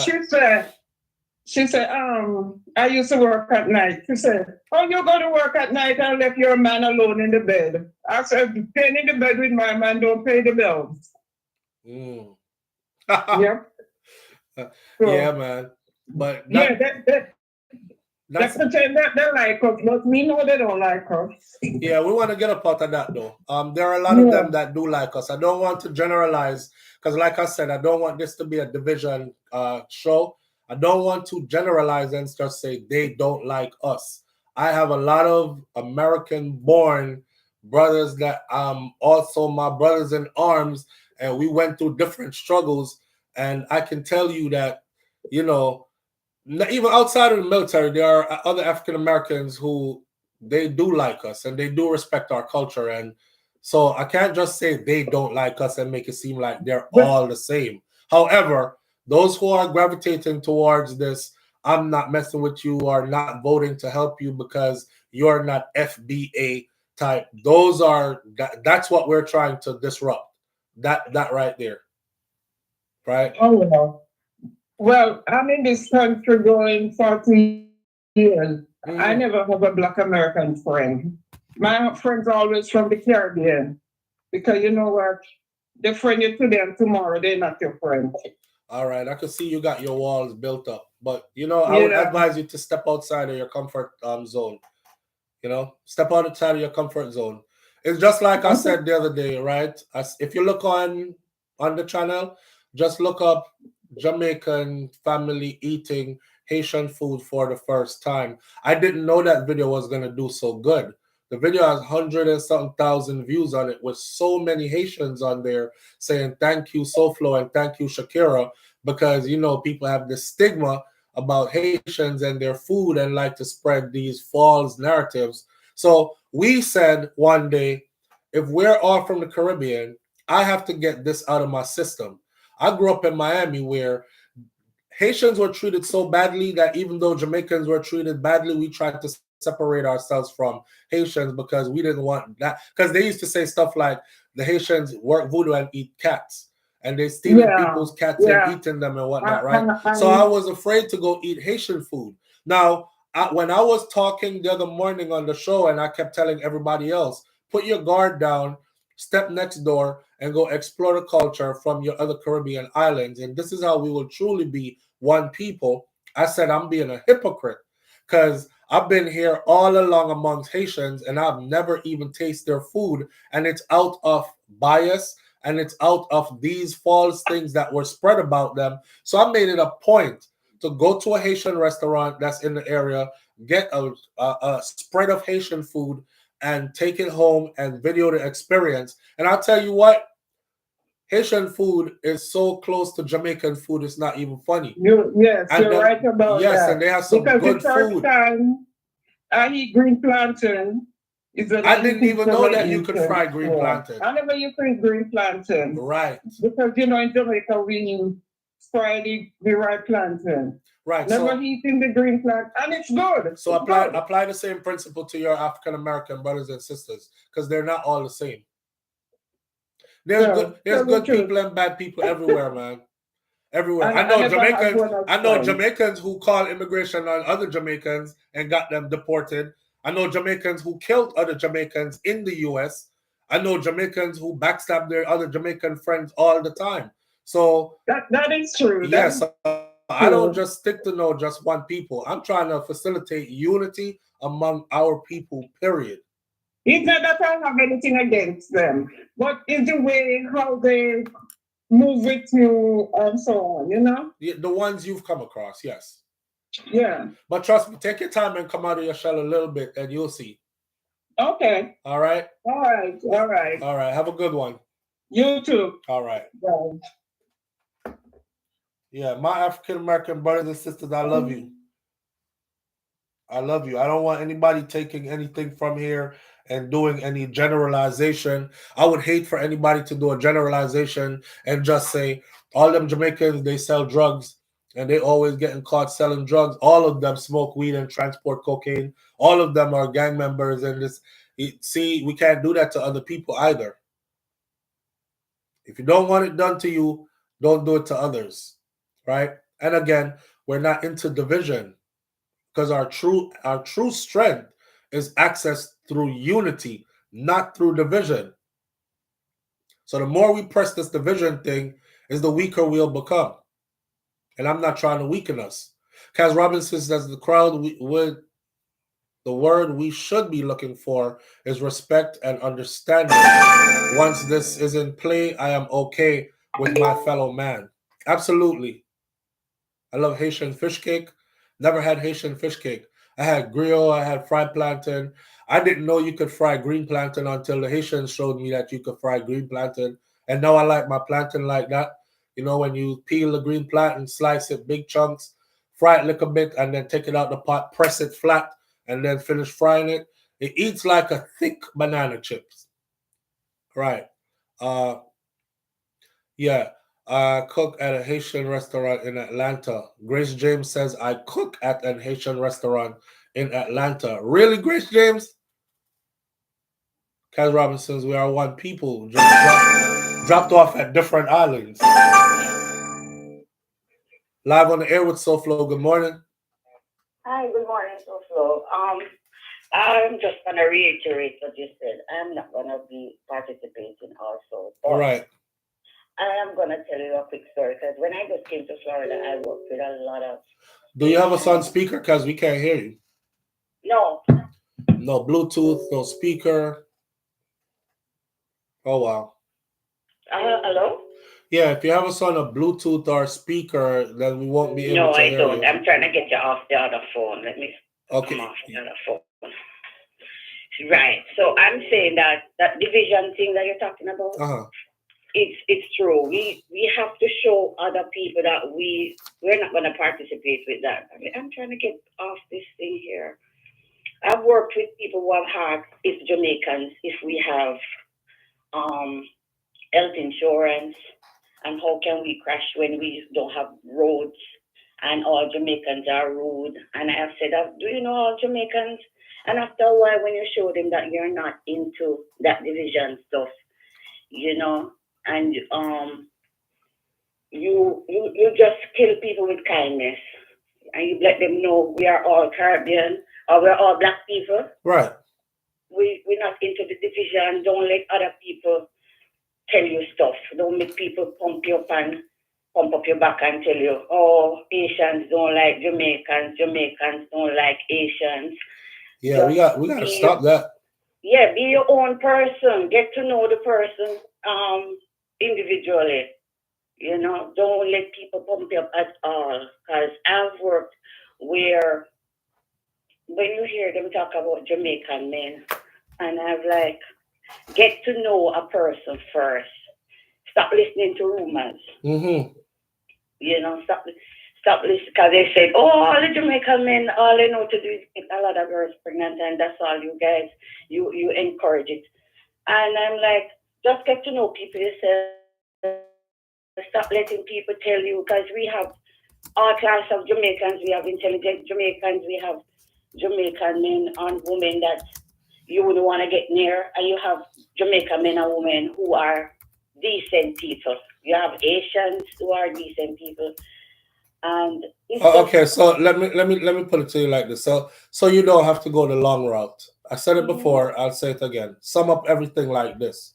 In all people across the globe, there are good people and bad people. In all races, there are good people and bad people. Okay, exactly. So throw out the generalization talk of any set of people. I don't. If you're somebody who is saying Chinese this, white people that, Africans this, Jamaicans that, then you are not my kind of people. You're dealing off of ignorance.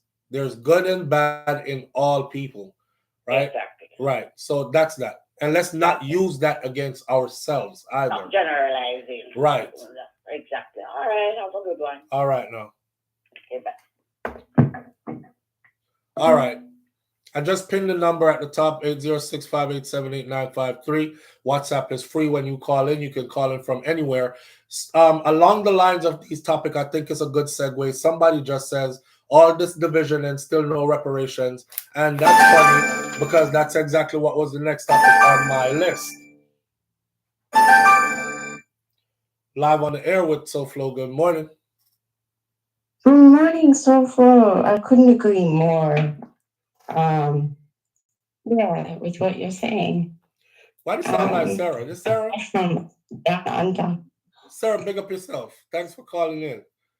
What you said? You couldn't agree more? It's the weekend. It's the freaking weekend, baby. It's Friday night here. Yeah. What time is it? Yeah, so exactly. I agree with you. There's, there's bad people of like all races, like as in, but you just reminded me something that, I used to write to Tupac's dad, Dr. Mutulu Shakur, from 2005 up until when he passed away. Mm-hmm. And he would always talk about the haves and the have-nots. You know what I mean? Right, right. Yeah. I don't know if you could hear any of that, but. Yeah, man. That's just a real principle that I live by. I learned my lesson in life. There's good people everywhere, and there's bad people everywhere in all walks of life. Yeah. Yeah. Or, you know what I've got to say, though? In Jamaica, 99% of the people were good. 99% of the people were good in Jamaica. The people you ran into, 99% of them were good people. Absolutely. Like, I mean, I didn't know everybody, but there was one evil person, right. And there was one like someone who was, I don't know, they were fake Gaza. That's what they were. They would claim to be Gaza, but they're really not. And so maybe those two individuals were like not nice people, but everybody else was like had a good heart that I met there for real. Yeah, man, there's good. And I hope to meet Cartel one day. You hope to meet him one day? I hope to meet him one day. Yeah, Sarah, you know they said they're gonna do Freedom Street every year, right? Yes. Yeah, so one of these years, this is amazing. That way you can plan and have time. One of these years you can make it down. Yes. Right? Exactly. When the time is right. I can tell you that I'll be there with TB from the show. When the time is right. That was our plan. We were gonna go. To me, it would be the dream. I think I would be like one of those people who met Michael Jackson and they start fainting and like screaming and stuff. If I meet Vice Cartel, I'll be like one of those people. I'll have like I'm kidding. I will try and be really cool if I meet Vice Cartel. You try and be really cool and not crazy. Hey. Yeah. Well, yeah, I hope it works out that way. Yeah. It's good hearing from you, Sarah. You know, I love his. Okay, I'll go now, but I love his new song "Crazy," featuring Akon and Busta Rhymes. I love that song. The new song. If there was a song that was my theme song, it's very close to that song. Yeah. Definitely. If you want to see "Crazy," I'll show you "Crazy." I'm waiting for them to do a video for it, though. It deserves a video. Yeah. Yeah, it deserves a video. Yeah. It's Busta Rhymes. He's killing it, hey. Oh, the Drink Champs interview, everything. I could just watch the Cartel and listen to Cartel all day and be content, you know? That would be like just the perfect existence. Big up yourself. This is Sarah from Down Under. Sarah, what is under my nose? Out. All right, Sarah, later. Oh, man. Live on the air with SouFLo. Good morning. Yeah, man. Blessed SouFLo. Manners family, what go on? Yeah, man. Give thanks and everything that still. Yeah. Yes. But let's make a little one statement still. You just say, boy, you get green planting from the Haitians them still, and the first time you taste that still. No, the first time I'm 56 years old. And my mom used to do them thing there. I eat green banana from your youth. Is the me I say? No, man, you not hear me, man. Me say, at the first time, you know, say you can fry and eat it. Is the me I say? Yeah, okay, green banana. Well, I come from, you know. Green planting. We used to boil green planting in the pot. From the little youth still. I'm 56 years old, you know what I mean? Yeah, we never know them things, bro. We just learned that. And yeah, man, in Jamaican thing still. So my mom passed on. Tracy. She was on 83. And we are eat them things so we are little youth from Jamaica, in Jamaica, is what I say? Yeah. Well, not real, man. But bless up yourself, man, and thing. I love the program and thing, and been a subscriber for a while, you know what I mean? All right, manners and respect, brother, manners. Yes, I. All right. Wait, Tracy Caravan says she would have failed too.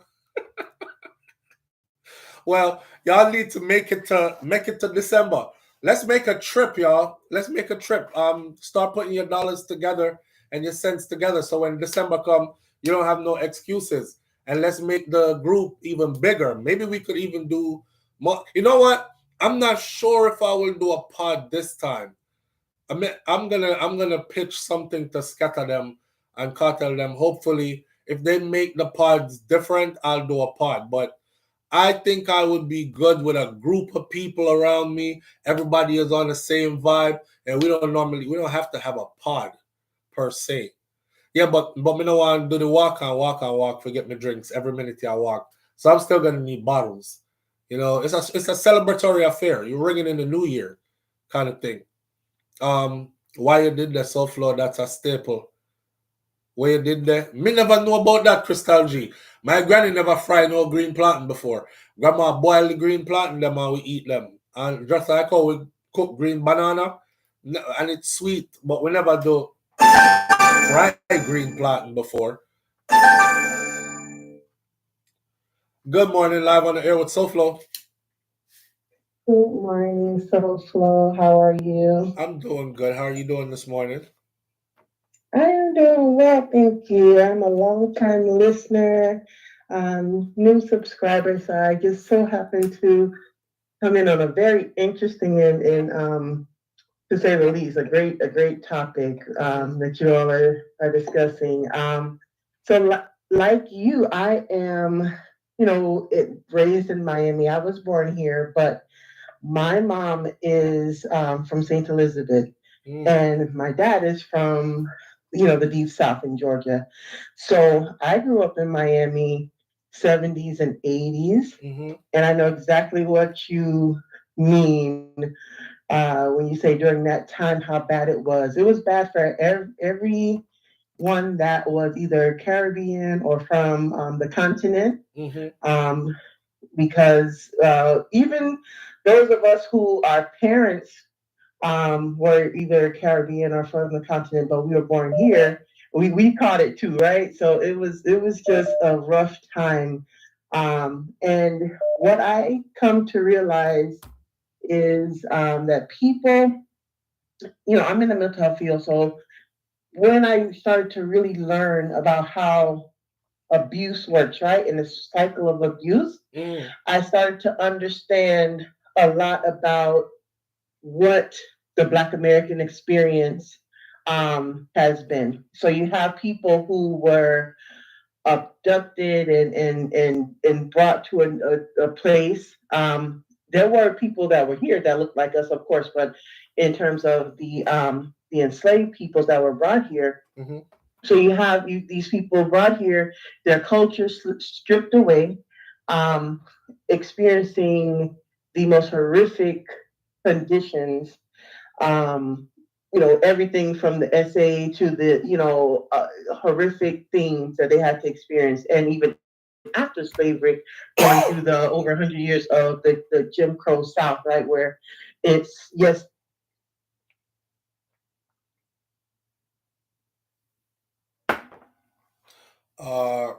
I didn't do that. I guess that cut off. Hello, caller. I don't know what happened to that call. I guess the phone said the caller was taking too long or something.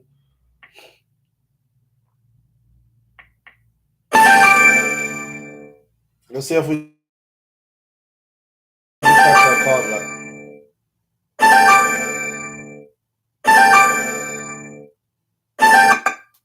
Why isn't that answering? Live on the air with SouFLo. Hello. Morning, Flo. How are you? Morning, brother. I'm there. The phone must have said the woman that get to the point and hang up on her. Because I didn't hang up on her. The phone just automatically, or maybe her phone did. All right, talk to her now. I'll go on. No, I like how you guy calling and I like because men they say, oh Flo don't know about fried plantain, green plantain. No man, I know about fried plantain, but I don't know about fried green plantain. So because remember we grew from up an planting earlier age, like 10, 11, 12. Yeah. We just never like soup. I ever sat there soup. So because my mom, used to have a huge farm and woolly plantain. So when they come on to saturate them, evening, we just keep frying, frankfurters, plantains, eggs and everything because we never like soup. And so first planting was like always there in Jamaica. Never know about it. As the Haitians are the first people I saw doing it. And it was just there that day, and I said, let me try it. So I went and bought some and brought it home and watched one of them videos, how they do it, and I did it the same. And I saw my like my planting now. After that. Yeah, because what we normally do is cutting in 3 halves and we put it in a pot and we barely fry it, to just a turn, and then when it gets soft and Take it out we get and a press it, cloth right? and press it. Right. And then we sprinkle a little salt on it on both sides and then fry it crisp. Yes. But That's the best exactly one how it's is done. the turn planting. Not too ripe and not extra too green. So it give you a sweetish, crispy flavor. Right, right. And then me the type of person, even when me fry my ripe planting, I like to sprinkle a little salt on it. It just always have a nice taste. Right. Right. Yeah, man, but I understand because when I used to go to school in Fort Lauderdale, them used to do me bad. They're black African Asian bitch. But when we hear them talk about Asian people, they used to mess up my head because I said they walk out there. So even me sometimes used to wonder if I to stay far from them even in school. Yeah, the crazy thing was, even though we were being persecuted, they made it, how they were doing the Haitians made us even afraid to be recognized as a Haitian. That's why when the boy said to me, or it was a girl that said, take your ass back to Haiti. And I said, I'm not, oh, take your ass back to Haiti on your banana boat. And I said, I didn't come here on a boat. I came here on a plane, and I'm not from Haiti. I'm from Jamaica. And she was like, y'all the same shit. Like that, And I wanted so much to not be called a Haitian. Remember, even though they were still laughing at me and they were still making fun about how we dress, how we talk, everything, but you just didn't want to be called Haitian because they would do that much more to the Haitians. Yeah, and when they used to call us many derogatory things, they make banana boat is like the worst thing ever. Yeah. Like it just make, I don't know, some people really do it, but them really make banana boat is like is the worst thing ever you can ever travel on. Yeah. But hey, we've been through the worst, man. So it's time for upments now, And then it's a good feeling now when you go many places and people there, Wagwan man and Bumbaclat man. Now it make you feel good. Everybody want to be a Jamaican. Yeah. Yeah. And they didn't back then. Yeah, Yeah. So it's a good feeling when we can, people recognize us through many different. Because back then, them only used to talk about, oh, the stabbing in Jamaica. Oh, you're from Jamaica. Oh, you like stab people and so on. Yeah. Y'all are violent. Yeah. They see us violent. Yeah. But even we you know what? Accept it. If you did, hold on there. Wait there, bro. If you are in South Florida, them time the Miami, Fort Lauderdale area, Broward, Dade County, you remember the fight to not necessarily be accepted, but to be respected. So you will remember when the Jamaicans them started turning up the heat. And you'll remember when the Haitians them started turning up the heat. When the Jamaicans and the Haitians decided they had enough and they really started turning up the heat, that's when the now popular Zoe Pound came to prominence. And back then, that's when you did have like all the Jamaican posse and gangs. There are probably too many to name, but some of the more famous ones are like the Shower Posse and the Mach 11 crew and them kind of something there. They literally had to get violent. And then the word was, man, stay away from them damn Jamaicans, man, or stay away from them damn Haitians, man. But people stopped messing with you. They stopped telling you, get on your banana boat and go back. They stopped telling you, you're not Jamaican, you Haitian, and I don't give a damn, you all the same thing. They stopped calling you porch monkey and all the other kind of names they would call you. It stopped. It stopped. So you see what we can do when we always come together as one. Exactly. We just don't do. Exactly.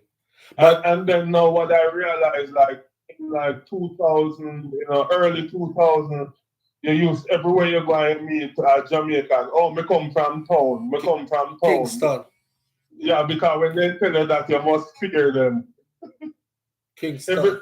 They used to like, oh, everybody come from Kingston. Mm-hmm. Nobody no born in that country no more. Yeah. All right, my man. All right, brother. Yeah. All right, listen. Yeah, cause everybody who used to come from town used to come from Badman place and Gunman place. I think that came out of a fear also. It came out of, for one, most people around the world, if you talk about Jamaica to them, back then, the only place they could say to you was Kingston. So you wanted to tell somebody you was from Jamaica, you weren't going to say, oh, I come from Silent Hill in a Clarendon, or I come from Moko, one place near Moko, or I come from, they're going to be like, where? What? You just say I come from Kingston, and they're like, oh, Kingston, man, right? I guess, but that's that. Anyway, moving right along. And again, I'm not going to dwell on any more of these topics. I was actually trying to get out of here by 10 o'clock, 10:15, the latest. Let me say a couple of things. This is Morning Thoughts, and these are my morning thoughts. Why blacks in the West will never get reparations. I know somebody is going to say, don't say never, because, it's still a possibility. I'm saying never for now because they've been calling for it from before I was born, and I'm a grown man now, right? And it still hasn't happened. So if it ever does, it'll be at a later date, later time, right? This is the person whose phone call got cut off before. I'll allow her to finish. Live on the air with SouFLo. Hi, good morning. I'm so sorry. I was in a space where the phone disconnected.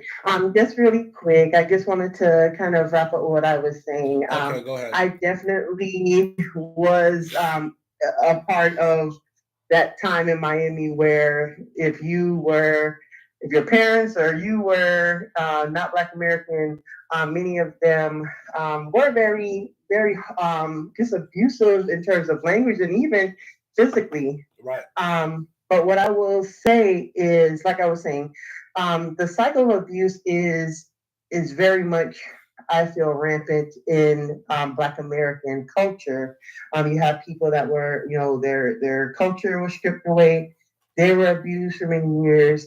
And the phrase hurt people is very true. And if I encourage my Caribbean brothers and sisters to really look more into how that experience here has informed and really brought about how Black Americans have been turned around and treated Caribbean and persons from the African continent. It is definitely a symptom of the systemic racism that has happened in this country. Black Americans have suffered.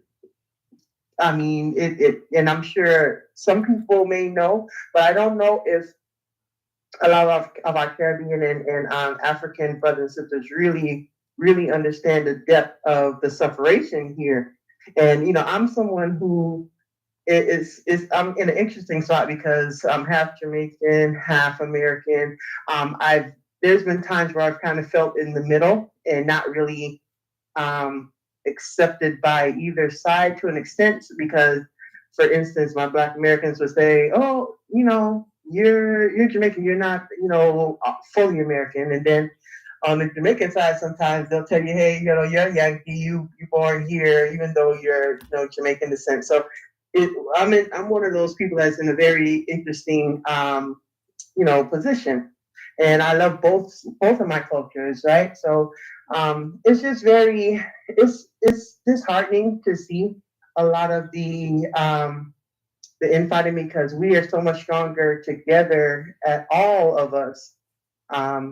No matter where those boats drop us off at, we all are just amazing people. We have just rich cultures and histories, and really the powers that we really want to see us fighting against each other, because again, there is a distraction, from what really we should be focused on, and that is white supremacy, that is economic oppression.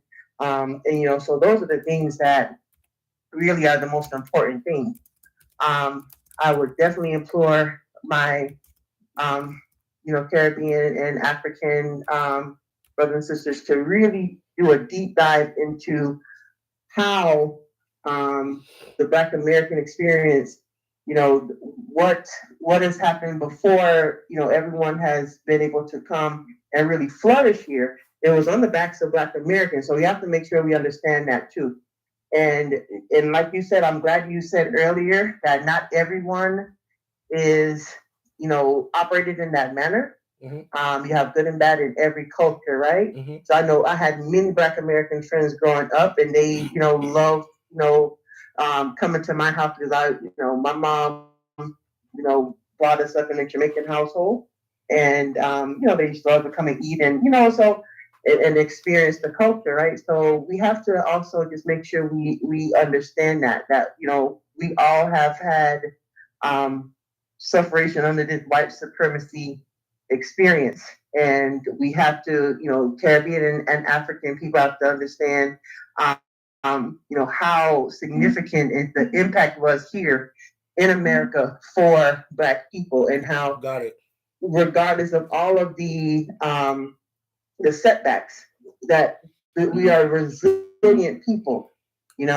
and I just wanted to just relay that, because I've met many Caribbean and African people who don't really get it. They think that, they come here and, oh, why are there some Black Americans that aren't taking advantage of some of the opportunities? And I totally understand that, but it is definitely a generalization, because you have to remember about all of the millions of Black people that have gone to institutions of higher learning here. I won't cut you off.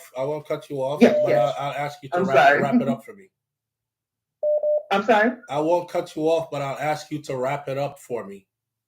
Yes. I'm sorry. It's my first time calling. I've listened to you a long time. So, people always say, I'll say this quickly, and then quickly turns into like, right? They just go on and on, which is exactly what you did, like everybody else. So I guess I got to just step in there and say, just wrap it up for me. No, that's okay. Okay. No, that's okay. No, I just wanted to come and share that. We get the point. I went through the same experience. So, show is great. Continue to listen, and just have a great day. And I hope everybody has a wonderful day. All right. I appreciate you greatly. Thank you. Absolutely. Take care. All right. Let's hold off on the phone calls for a minute, because I got some other things I need to get into with the audience before we get up out of here. But one of the most important comments I saw here earlier was this. Let me run it back real quick. Whoever said this said it exactly. I don't know who said it. I'm not seeing it in the comments. Somebody said, I wonder if the sister ever read a book about slavery in the Caribbean, and you can't diminish our suffering and struggles just to highlight the struggles and suffering of the African Americans, right? Or the Black people in America, which is absolutely, the whole time that sister was talking just now, that's exactly what I was thinking about. She was like, we must remember what they went through and the things that were done to them. And I'm thinking to myself, like, did you don't know then what happened? And just like Vibes Cartel the other day, when Vibes Cartel came on Drink Champs, and he said, oh, and you and my African Americans or my Americans, y'all think y'all have the worst prisons? No, nigga. He was like, we have the worst prisons in Jamaica. It's like comparing trauma and comparing struggles, but history will tell you that the worst shite happened in the Caribbean, right? It was in the Caribbean that the worst things took place for those who were brought into slavery. So I get what you're saying. We mustn't forget this and that of our African American brothers and sisters. We went through some shit in the Caribbean too. That's why we have so many people today who are the way they are in the Caribbean. And we never healed either, right? However, I think the difference between us is this. we took it to some real eye for an eye. We took it to some we weren't marching and surrendering. We weren't peacefully protesting. We were getting it in blood. That's the difference. Okay? And it's not to speak down on my African American brothers and sisters. I'm speaking about our history and what happened. We were getting that freedom in blood, right?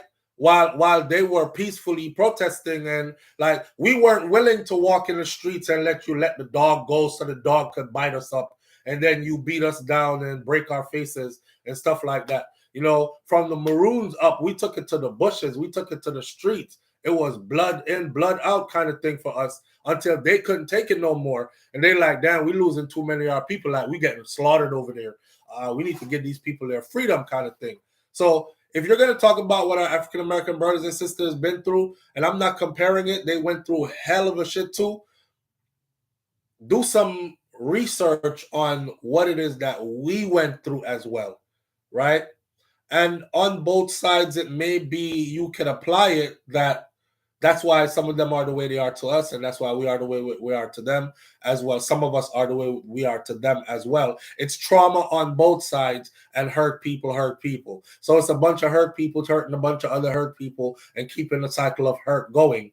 And that's why when we're able to come up out of it and gain knowledge and go through some level of healing and understanding, then we start deciding we don't want this hurt anymore because we start to see the picture more clearer, right? But whoever is still in the hurt, they're deeply involved in I'm foundational Black American. I ain't voting for that bitch, and y'all can stay over there. And it comes from that, right? But they went through stuff. We went through hella stuff too. That way, we're all a part of the diaspora. It just depends on when your ancestors ship landed. My grandfather's brother is Jamaican, says one person. Let's jump on another call real quick. I plugged the phone out because I didn't want to hear a call. Live on the air with SouFLo. Good morning. Good morning, SouFLo. How you doing? I'm good, family. How you doing? Good. I just wanted to piggyback on what you're saying. As far as, if we're going to say we're one family, then no specific group of Black people can be centered in that family. Right. Everybody, that means it's all of our responsibility to know each other's story. Yes. Not just to harp and highlight one group over another. Right. You know what I'm saying? Like, you have to understand. We sometimes we can look at other groups and see how they did things. The Jews didn't just sit down and say, you have to understand, They created institutions to tell their story. Mm-hmm. So if you want the world to know your story, you create institutions to tell your story and magnify your story across the globe. You know what I'm saying? That's how you do it. But, our people, I don't know if some of y'all realize 75% of our population was wiped out. Jamaican people. Yeah. Do you know that? Yeah. They almost completely wiped us out. Yeah. Over a 300-year period. It is God and the ancestors why we are here today. Absolutely. Why you have a morning thought. You wouldn't be here. I wouldn't be here. Period. Absolutely. They nearly wiped us out clean. Absolutely. So trust me, we've all been through hell. Jamaica was a slave-breaking island. Yes. It was. Okay. That was the punishing field. That was the punishing field. Served anybody can't behave themselves. They send them to Jamaica to break their soul. Yes. So we all have been through. So nobody gets first place, second place.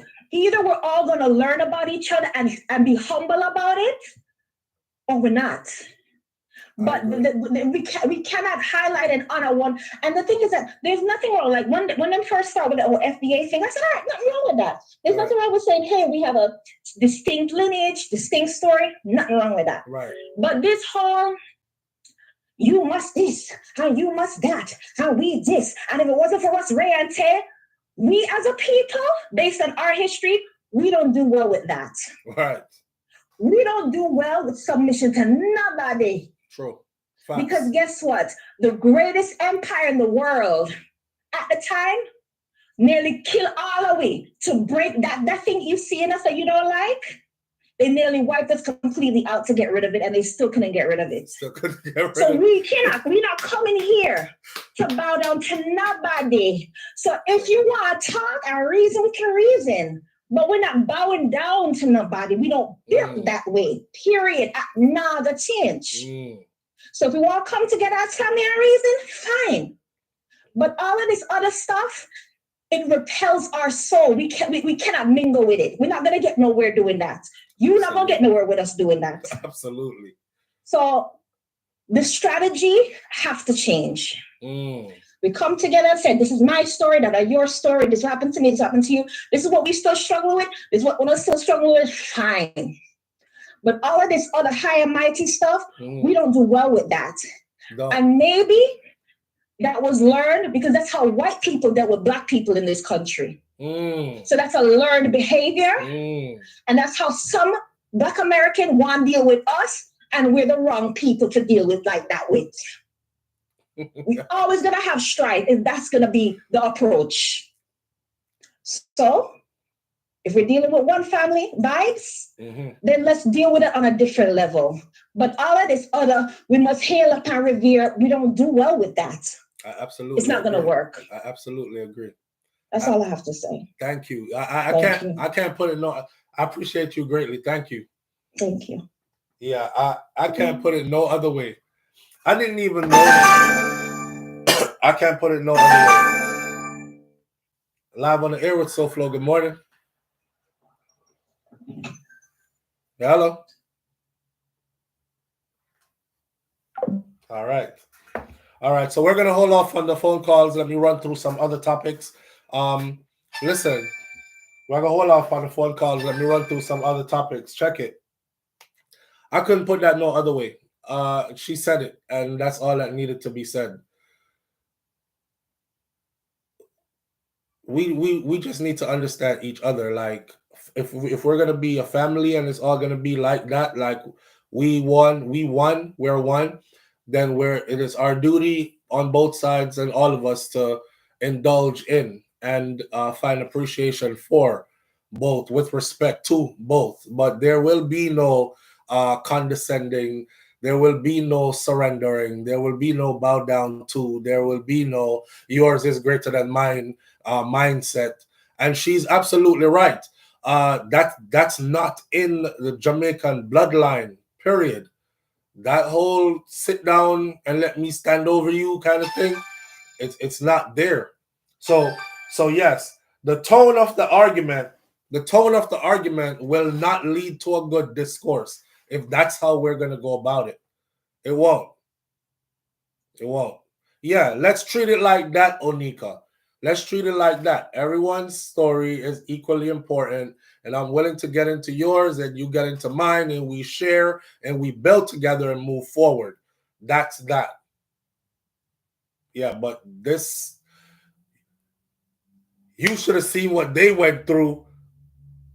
It's as if it's saying you didn't go through half of what they went through.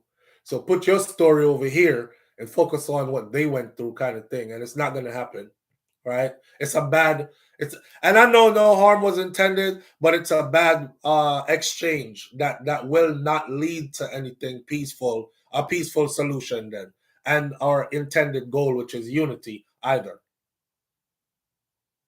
We only have to fight for equal rights and justice for ourselves and not from the other side. I'll close this part off by saying this. In Jamaica, we grew up. Not only our history shows us that we got it in blood and we were willing to just die out completely, like she just said, instead of like completely just surrendering. We got it in blood. But the other thing is when it switched around, like when I came to America, right, I was looking for the black statues. And I was looking for the black leaders who were magnified and taught in schools, and their pictures and faces were everywhere and all that. And I didn't see any of it. If you go to Jamaica and you look in the schools, you know, whether it's from primary school all the way up to college, universities, in our government buildings, in our, look at Emancipation Park. You know, our mindset was geared different as we built ourselves up out of slavery and what came after compared to what happened in the US, right? So those of us who came up after that were like, we grew up seeing people like us. Oh, my national heroes look like me, kind of thing. And the people who invented great things, they just look just like me, kind of thing. And that was put into us from a young age. So I think that also plays a difference in the mindset of the individuals along the way. So, I mean, big up to all my people, man. We ain't trying to do no division thing over here, but the caller said it the best way it could be said, and I can't build on that. I can't do no more to that. I just got to ride with what she just said. All right. Let's finish this off by saying this. I was laying down and I was thinking before we started this morning, last night and this morning, even typed it into my phone. I said, damn, no reparations. You know why we will never get reparations? Western Black people will never get reparations. And I wrote down 3 points. And one of them was because it's too much to repay. I want you to think about that. It's too much to repay. You see, this whole Foundation of Black America thing came about due to an argument that was like, okay, we fight for reparations in the United States of America, but how do we know who's supposed to get that money if money should come down a pipeline? And then they came out and said only FBAs should get it, Foundation of Black Americans. So again, I'm asking, what's a Foundation of Black American? One person tried to explain by saying it's the people who came from those who were enslaved in these lands. And I said, okay, I guess we're going to have to go back to Jamaica and fight for reparations from over there then. In truth be told, America is the United States of America is one country that's on a continent that's called the Americas. So those who are in control of the Americas, they would be dishing out the reparations, and the reparations could have actually went to anybody who suffered or historically suffered or their ancestors suffered on this continent called the Americas. But since you want to break it down into countries, then I say, I guess we would have to go back to Jamaica and fight for our reparations from Jamaica then, right? So if you think about how much is owed, the debt is too much to be paid. Remember that lady that said, anybody got time for that? Yeah, that's probably how they're looking at us. When they add it up behind closed doors, the numbers are just probably look like it's infinite. And they're like, damn, we would never be able to pay that back. So let's not even entertain the conversation of them getting reparations. 2 is, if they did actually repay or pay it, then the playing field would be leveled. And many of us would no longer be at a financial disadvantage. You see, it is because we are at a financial disadvantage. A lot of our people came from poverty and had nothing to pay forward because they were actually just fighting just to survive, period, right? So now that times are better, this is also why now I encourage those of us who are to try to pay it forward so that your bloodline doesn't have to start from scratch all over again. But that's another thing. Keeping you in perpetual poverty will always be one of the ways to keep you from actually being all that you can be in this life, if you know what I mean. And the third one is economic empowerment is actually real power. And the powers that be don't want that for you. They don't want economic empowerment for you. A part of the hold down is that you must always struggle. Because you're struggling too much to even realize what else is happening around you, right? And those are the 3 reasons I think that reparation is a good talk and a good fight, but I don't see it happening anytime soon. With that said, I'm just dropping that food for thought as we move on. There's a story here that we're going to switch gears right now. A story here I want to talk about. There's 2 stories. One, A doctor was found dead in the University of the West Indies hospital yesterday.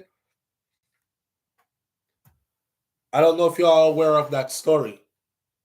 Remember, we spoke about Lisa Hyper recently and mental health, and here comes a doctor, a medical doctor, was found dead yesterday in the University of the West Indies. Now, as soon as that story ran, the first thing I said to myself was, why did they word it like that?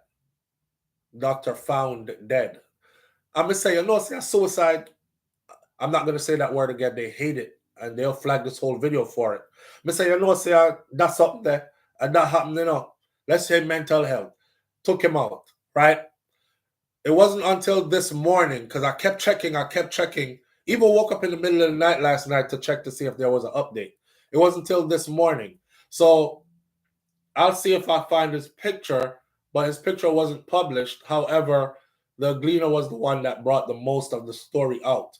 A medical practitioner who was found dead in his car on Thursday at the University of the West Indies is a suspected case of that word they don't like. Reportedly, he had been struggling with mental health challenges. The deceased has been identified as 29-year-old young 29-year-old Dr. Mark Anthony Williams of Independence City in Portmore, St. Catherine. He was employed at the University of the West Indies in St. Andrew. His body was found at the back of doctor's quarters on the hospital's compound shortly after 10 a.m.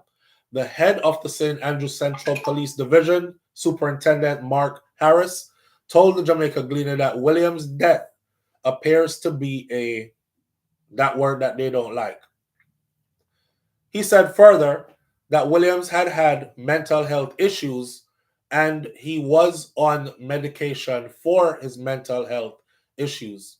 According to reports, Williams' family grew concerned and began searching for him yesterday after he failed to return home.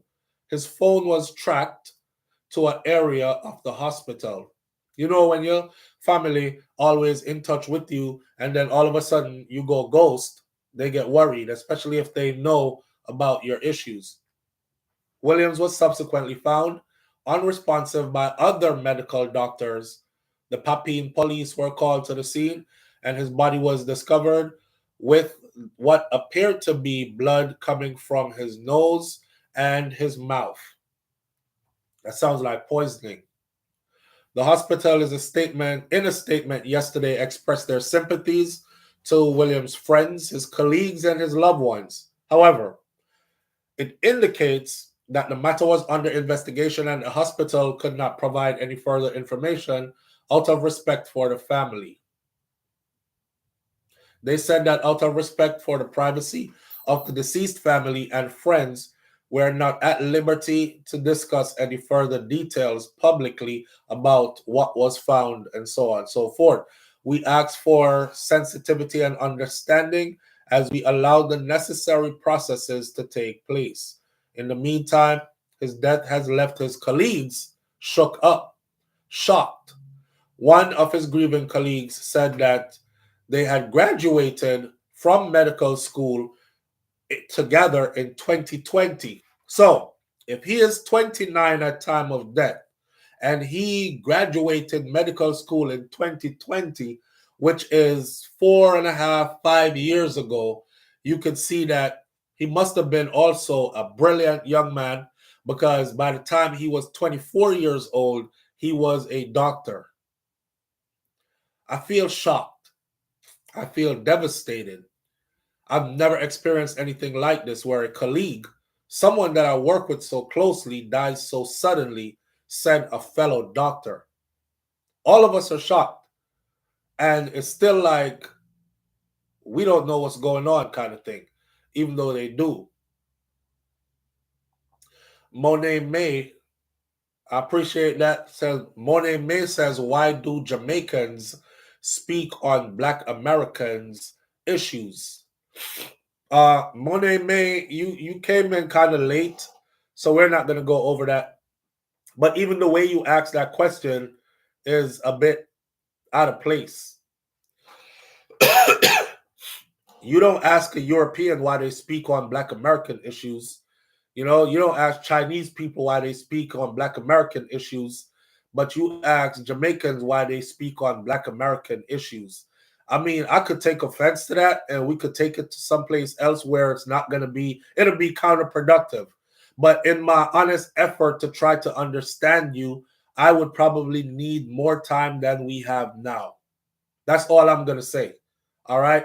But try to reword that another way. Because Americans speak on Jamaican issues all the time. We don't feel offended. Well, I don't. Right. Anyhow, back to this. So this is the young doctor right here who was found in his car at the University of the West Indies. Super young, as you can see.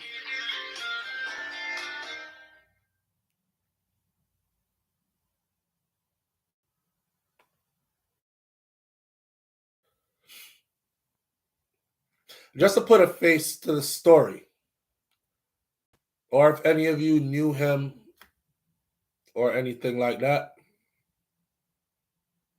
that was him. Right? He was a doctor by the time he was 24 years old. You know, speaking of the Lisa Hyper, because Lisa got us to talk about mental health in depth. And I'm not going to go in depth again this morning. If you want to hear more about our mental health discussion we had, then go check out the video we did with Lisa Hyper, that the updates, the last video we did, where we said she's at the University of the West Indies. She's there getting the help that she needs. So I will use this as an example to say this. It can happen to anybody. It crosses all socioeconomic lines, whether you're rich or you're poor, whether you are highly intelligent or you're dunce. It can happen to just about anybody, right? Again, the most you can do as a person, if you feel like you need help, cry out for help. Don't hold it in. Sometimes pride will make people hold stuff in. But I try to tell my audience members this. Life is too short for you to be caught up in pride. Because check it out, right? You call out for help and you'll realize there's a bunch of people around you that's willing to help you. You don't call out for help and you suffer in silence and then you go. You will never know if there was anybody there to help you or not. Call out for help. And to your family members and friends and loved ones, keep a close eye on them. I always say stuff like this. If you're going to really care about somebody, care about them enough to care about their mental well-being. Care about them enough to understand what it is that they might be going through. Care about them enough to not just be like, you all right? You know, people ask you, how you doing? I just said, I'm good enough. And them say, all right then, later. Or they're like, hey man, how you doing? And you like, good, good, good. And they're like, all right, good, good. All right, I'm out. Peace. Good seeing you. Somebody said this to me a long time ago, and I've said it on the show before. The person said, SouFLo. The next time somebody said, how you doing? Just start telling them all your problems. Make up some problems then. Just do a social experiment just to see. You will see how fast most people will be like, yeah. You know how people give you that body language, facial expression like you're talking too long, I gotta go. You know, okay, damn, that's sad. I mean, oh man, sad to hear that, you know, but I gotta go, kind of thing. So the person said, don't greet people anymore by saying, how you doing? You know, I haven't seen you in a while. How you doing? Stop it. Just say hi, okay? hi, good to see you, and keep moving. If you don't actually have time to listen to how they're actually doing, and we do it a lot to the people who we claim that we care the most about, and it's hurtful to them in a way that you will never be able to explain. How you doing? I haven't seen you in a while, you know. And your favorite uncle, cousin, niece, auntie is like, boy, life rough, you know. May I go through some things, you see? And your first reaction is, Jesus Christ, I should have never asked how you doing. I should have just said, good to see you and keep it going. You know, and they can tell. That's why people shut down. And then we have a saying that says, it don't make no sense complaining because ain't nobody listening and ain't nobody gonna help you do anything about it anyways. So just keep it to yourself. That's because we're so used to hearing people say, how you doing? But they don't really want to hear how you doing unless you're going to say, I'm doing good. That's all they want to hear. I'm doing good. You good? All right then. Good, man. Good to see you. All right, I'm out. Bye. But it's never, how you doing? Let me tell you how I'm really doing. Oh, shit. Here we go. You know, say I got an appointment in 30 minutes. I was trying to get to that, you know. Here's my number. Call me. And then when you call, they never answer kind of thing. In other words, then, check on your people if you're going to check on your people for real. Be a real listening ear. Be a real shoulder to cry on for real. That's what the message is. Because so many people are around you that you think will be there to be like, explain to me how you doing. I'll make time for you. And it be the closest people to you. Sometimes they don't have nothing going on. They just don't want to hear you say anything about how you doing other than I'm good. That's why your closest people to you, you will wonder, well, we just seen yesterday, so how come this happened today? You hear people say that all the time, right? But me and him just talked yesterday, and everything did seem all right. It's because a lot of the times when you said how you doing, he went to go say how he was actually doing, and everything about you told him not to say how he was doing. So if you really gonna care, you have to care like this. No, how you really doing? You say you're all right, but you don't look all right to me. Point out the things that are off to the persons you care about. You used to laugh a lot, man. I haven't seen you laugh in a while. You just look like you're in the sunken place. Like, come talk to me, man. Come here. Me and make time for you. Come, make us sit down and talk. What? Where y'all go through? What really are going with you? That's what people need a lot of the times. That's what people need. They hide stuff and bottle stuff up until the progression takes place, where it goes from just simple depression to clinical levels of depression. Go and look this up. Once it hits clinical levels of depression, then medical intervention is required. People, they are regular depression, you know, and you can talk them back into a newfound how should I faith in humanity then, but you didn't do it because me too busy. Yeah man, don't tell me nothing else other than yeah, you're good. That's what you give them. So if you really go check on people that you claim you love and care for, it's look them in the eyes. It's boy, your eye them look sad. You used to look happy all the time. No man, you used to make me laugh till me weak, brother. From me come around, not even one joke in a run or nothing. You look like y'all go through a depression or something. Come talk to me, man. Even if me in a hurry, me have an extra 20 minutes. Come talk to me. Come sit down. Want me? What really I'm going with you? You will be surprised. You will be surprised. That person probably started out crying first before everything else come out, right? So let's use this as a moment of awareness for the people that we actually care about to remember to look them in the eyes. You study everybody you're around, whether you know it or not. So you know when stuff is off with the people you actually really care about, whether you know it or not. So if you see it, don't act like you don't see it. And that's what a lot of people do. They act like them don't see it. You know, I'll give you a story real quick. I went to my uncle's funeral in New York, right? My auntie was there. And my auntie is an auntie where helped grow me. So when I saw my auntie at my uncle's funeral, she looked at my face this close because she passed me, and she said, "Hi." I'm kind of like, the body language to me was like a cut eye, and she went about her way.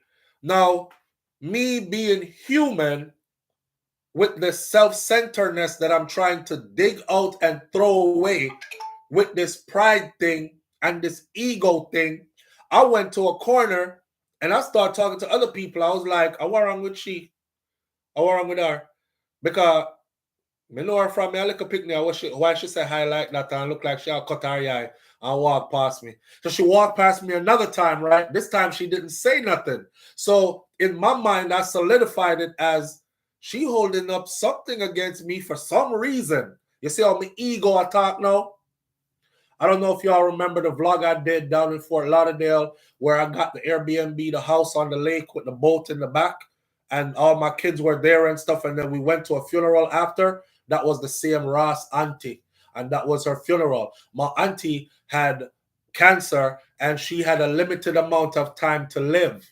You could imagine all the things that was going through her own mind as she was burying my uncle, who she grew up with, like her brother. And then in her mind, she's seeing him go into the ground and she's contemplating. They already told her, "Ain't nothing we could do. This is it for you." But she never bawl and tell everybody me are dead, Oh God, the doctor them say them can't save me and stuff. That's something heavy as a human being to hold, to walk around with, impeding death. And here I was with my own pride. I wish I go and suffer. Because usually, this is my auntie who used to hug me up and, "Oh God, nephew, me not see you from a long time and stuff." Me never get none of that. So instead of me going over there and say, "Auntie, you all right? Me not like the high that when me get from you. Me usually get hug up and kiss upon them something there. You're going like you cut your eye upon me just now. What happened?" If I had just said something, I said nothing. I went away talking about how she look upon people and she had gone like she, and shortly after I was at her friggin' funeral. So people are going through their things. And if you really love that person, then be invested enough to make a minute or two for that person there. Come talk to me. Walk on. That's it. That's it. Jerome Pearson says, "Flo, they only care how you're doing. When you're laying in the casket, listening to your eulogy at your funeral, that's when they care." And that's sad. And that's sad. Life is teaching us lessons, and enough of us ain't taking no lessons. I take a lesson from everyone I lost. That meant something to me. My brother taught me something. My brother definitely taught me never to love nobody more than I love myself, first of all. And if I don't love myself properly, I ain't got the right kind of love to give to nobody else. Don't drain my tank, over exhaust myself, and kill myself and nobody else. My brother taught me that. My brother also taught me to look at the people you care about and actually look them in them eye. Make time for them. Cut your schedule. Speak to them. Because you claim you love them, right? Well, that's what love is, right? And my auntie Owen taught me, come down off your friggin' high horse. It ain't always about you, ninja. Sometimes it's about somebody else too. You see, people respond to you a certain way. It probably ain't got nothing to do with you.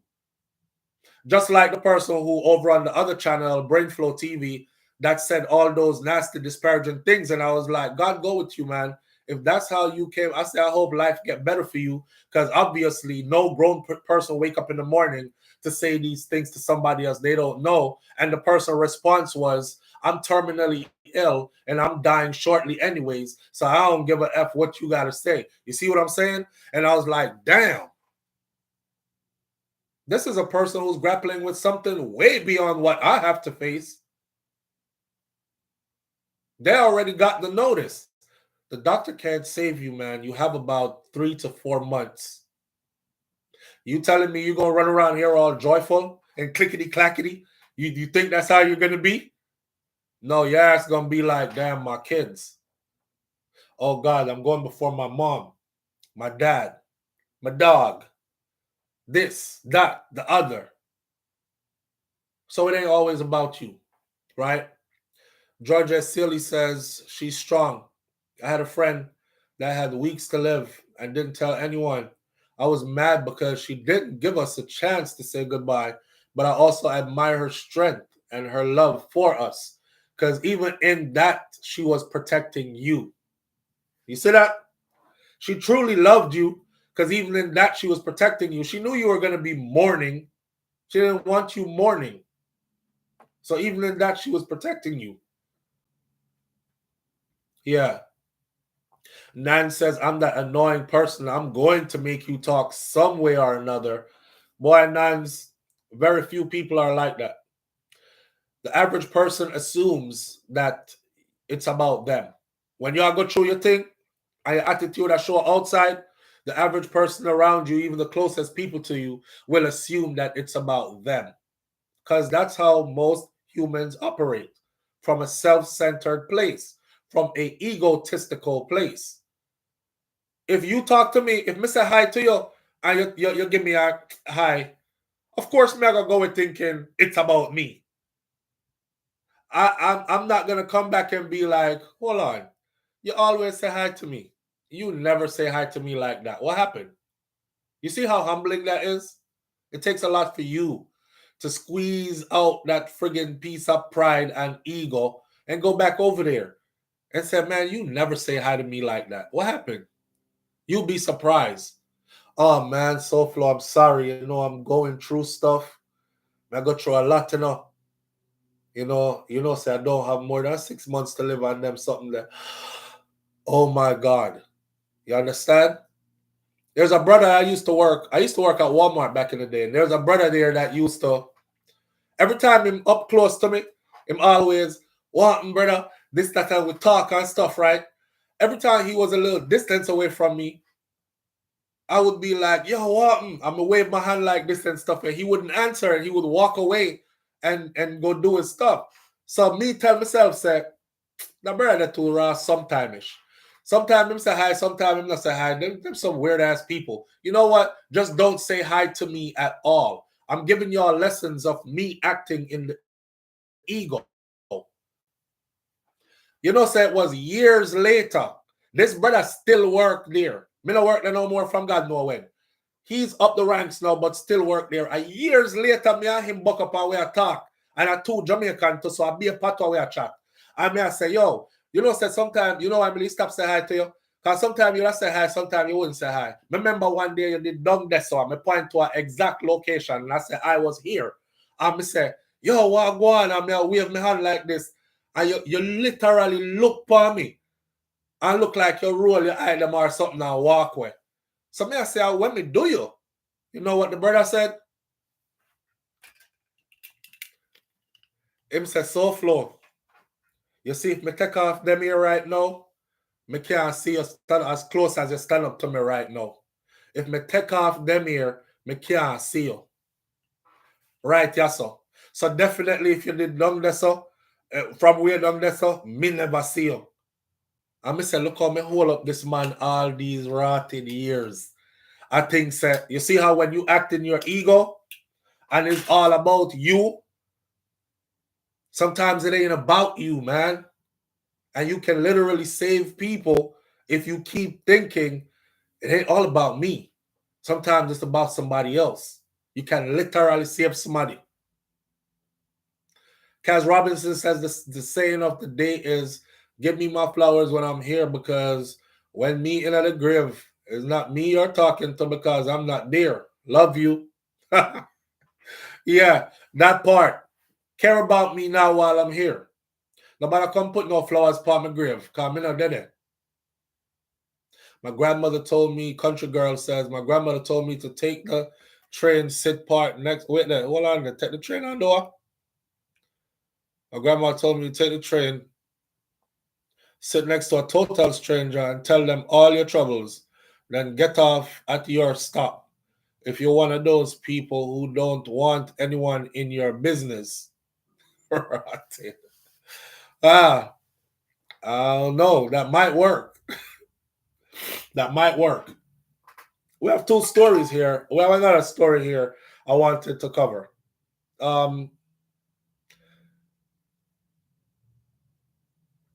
There's a story here about a man who he killed the mother of his child, right? A Jamaican story, him killed the mother and picnic, him baby mother.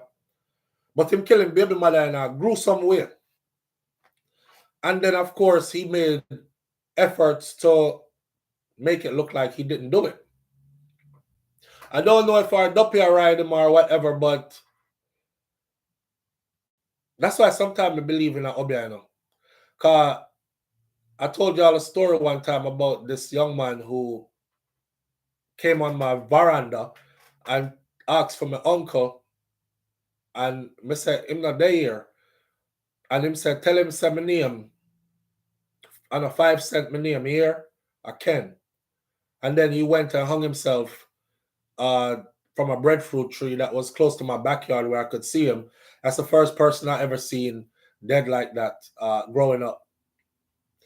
But some Jamaican people, when them tell us that, don't worry, you know what, admit it, say, you do it, but we're going to make you, like the woman told Ken, we're going to make you walk from Veer, go a Silent Hill. I mean, I make a name out of garbage pan the whole way. And sure as hell, him walk from Veer, come all the way up. And them say, I'm losing mind because my name out of garbage can. When I saw him, that's exactly the state he was in. When he told me to tell my uncle his name wasn't 5 cent, his name was Ken. I'll never forget it. So I don't know which one of family member them throw this upon this man. But he could have got away with this because it's been 13 years until he came out and told on himself. Trevor Taffy, a 61-year-old former Coronation Market vendor who for 13 years he denied that he was the one who beheaded the mother of his child in 2012. So him kill her and chop off her head and throw away her body in a septic tank that was close to his house.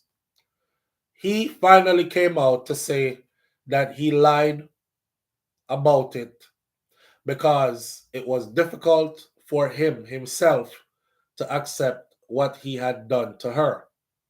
Now, this brother was incarcerated in Jamaica for this, went to trial, got sentenced, doing his time. Watch this. Fighting his case to prove his freedom, won at the appeal court level. He was fighting for a new trial. Him win at appeal court and get granted a new trial. And as he was getting ready to go to the new trial, he broke down and confessed. Him said, I can't do it no more. His attorney said, what do you mean you can't do it no more? What are you talking about? Him said, I can't do it no more. I mean kill her. I mean chop off her head. I mean chop off her head. I mean throw her body in a septic tank and dash her head. And I can't do it no more. I can't keep on alive. I can't say nothing to me no more. It left everybody shocked. They asked him, you sure? So you want to confess to that? Because you win the new trial and looked like he was going to beat the case. Him said, no, I can't do it. So they go to court. He served 13 years already. The judge gave him 17 more years. The judge, before he's eligible for parole. So the judge says he's 61 now. If he does a total of 30 years in prison, she thinks that's just punishment because after that, he will be a burden to the state more than he will be a person being punished. He'll be a burden to the state.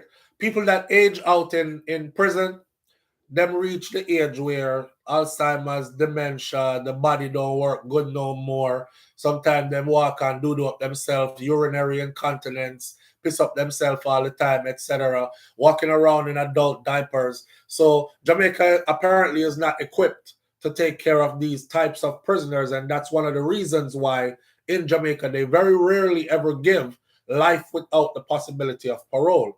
So the judge sentenced him to where he will be 80 years old when he gets out. But I thought about it and I said to myself, he couldn't hold it no more. The spirit just went. You know how when somebody dies and you're like, rest in peace and may your soul rest in peace? Her soul wasn't resting in peace.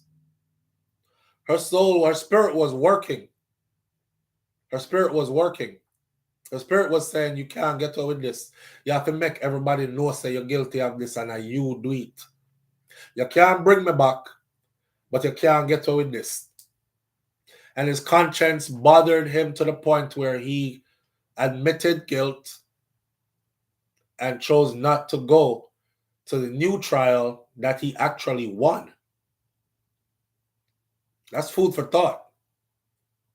That's food for thought. Yes, Audrey Wright says our spirit was fighting for her. I agree. Kaz Robinson says SouFLo, guilt is a powerful thing. Sometimes you regret what you do and it can mad you. Oh, you don't have to tell me, man. You don't have to tell me. I got stories for you. I got stories for you. I remember I was in the infantry, right? Yeah. So I got stories for you about that. Anyhow, that's the one where we do that bring us to the close this morning. I say that to say nothing goes unconfessed. You know, I don't know if y'all ever hear stories about people dying, even upon them deathbed. Them just start tell upon themselves and tell everything. It's going to come out one way or another. And you are right, Kaz. Guilt is a powerful thing. Yeah. Our spirits say, nah, get away with this.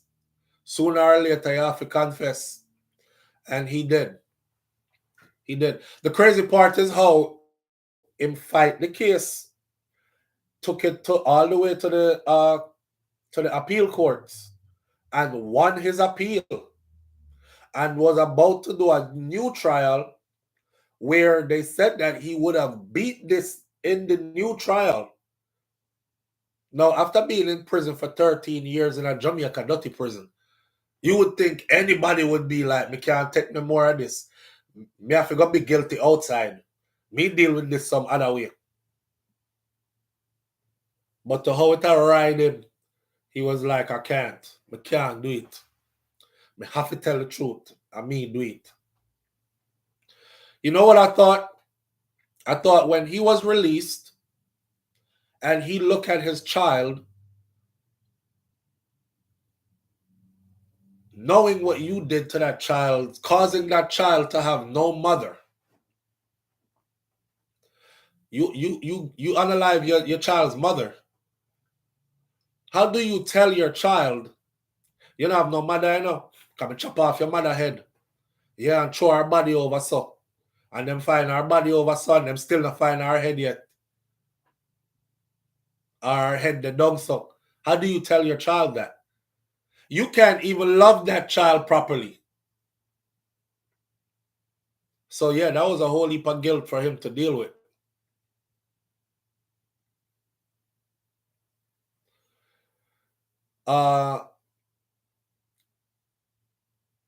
That story is actually a story that was printed this morning in the Jamaica Observer. It's called Killer Lied for 13 Years. You can go read it on your own. It's long. I didn't want to read through it, so I just summarized it for you. It's a pretty lengthy story. This is where we're going to leave it this morning. Let your conscience be your guide. All right? Let your conscience be your guide. I've always said that to when we grew up in Jamaica. Let your conscience be your guide, man. Sometimes I used to go, and when them used to tell you, go in there and take out what you need. And you used to say, take out what you need. And them say, yeah, man, just take what you need and leave something for somebody else. And I say, I don't know how much to take out. And they would say, let your conscience be your guide. As an adult, you understand that now. All right? Today is Friday, people. It's the weekend. That last question from that person who asked, why do Jamaicans talk about Black Americans business? We would need a whole nother video for that and a whole nother time for that. But let me end this video by saying this again. We are one people. We are the same people. Okay? And nothing that was said here was done with the intention to divide us. If anything, it is to unite us and is for us to get to understand each other so we have a greater respect for each other and start moving as one people. With that said, manners and respect to everybody tuning in. I appreciate you greatly. Big up yourself. Thank you for being here. Go ahead, subscribe if you haven't subscribed yet. Get your membership if you haven't got your membership yet. It's the weekend. Get out. Get some fresh air. Enjoy outside. I don't know. Talk to somebody who you think you should never talk to, like a Black American or somebody from another Caribbean island or something. Try something new. Try somebody's food that you never tried before. You might even through their food learn a different level of love or respect for them. Them kind of something there. Life is short. Old man said, no matter how long you live it, it's still too short. Make use of the time you got. All right? I'll catch y'all later. Manners and respect. I'm out. Like my grandmother says, Miss Ruby, be good. But if you can't be good, be careful. But it's best to be good. And my grandfather, Mas Clevey, our husband, right next to her right there. So Mas Clevey said, I will see you tomorrow if God spare my life. I'm out. Peace.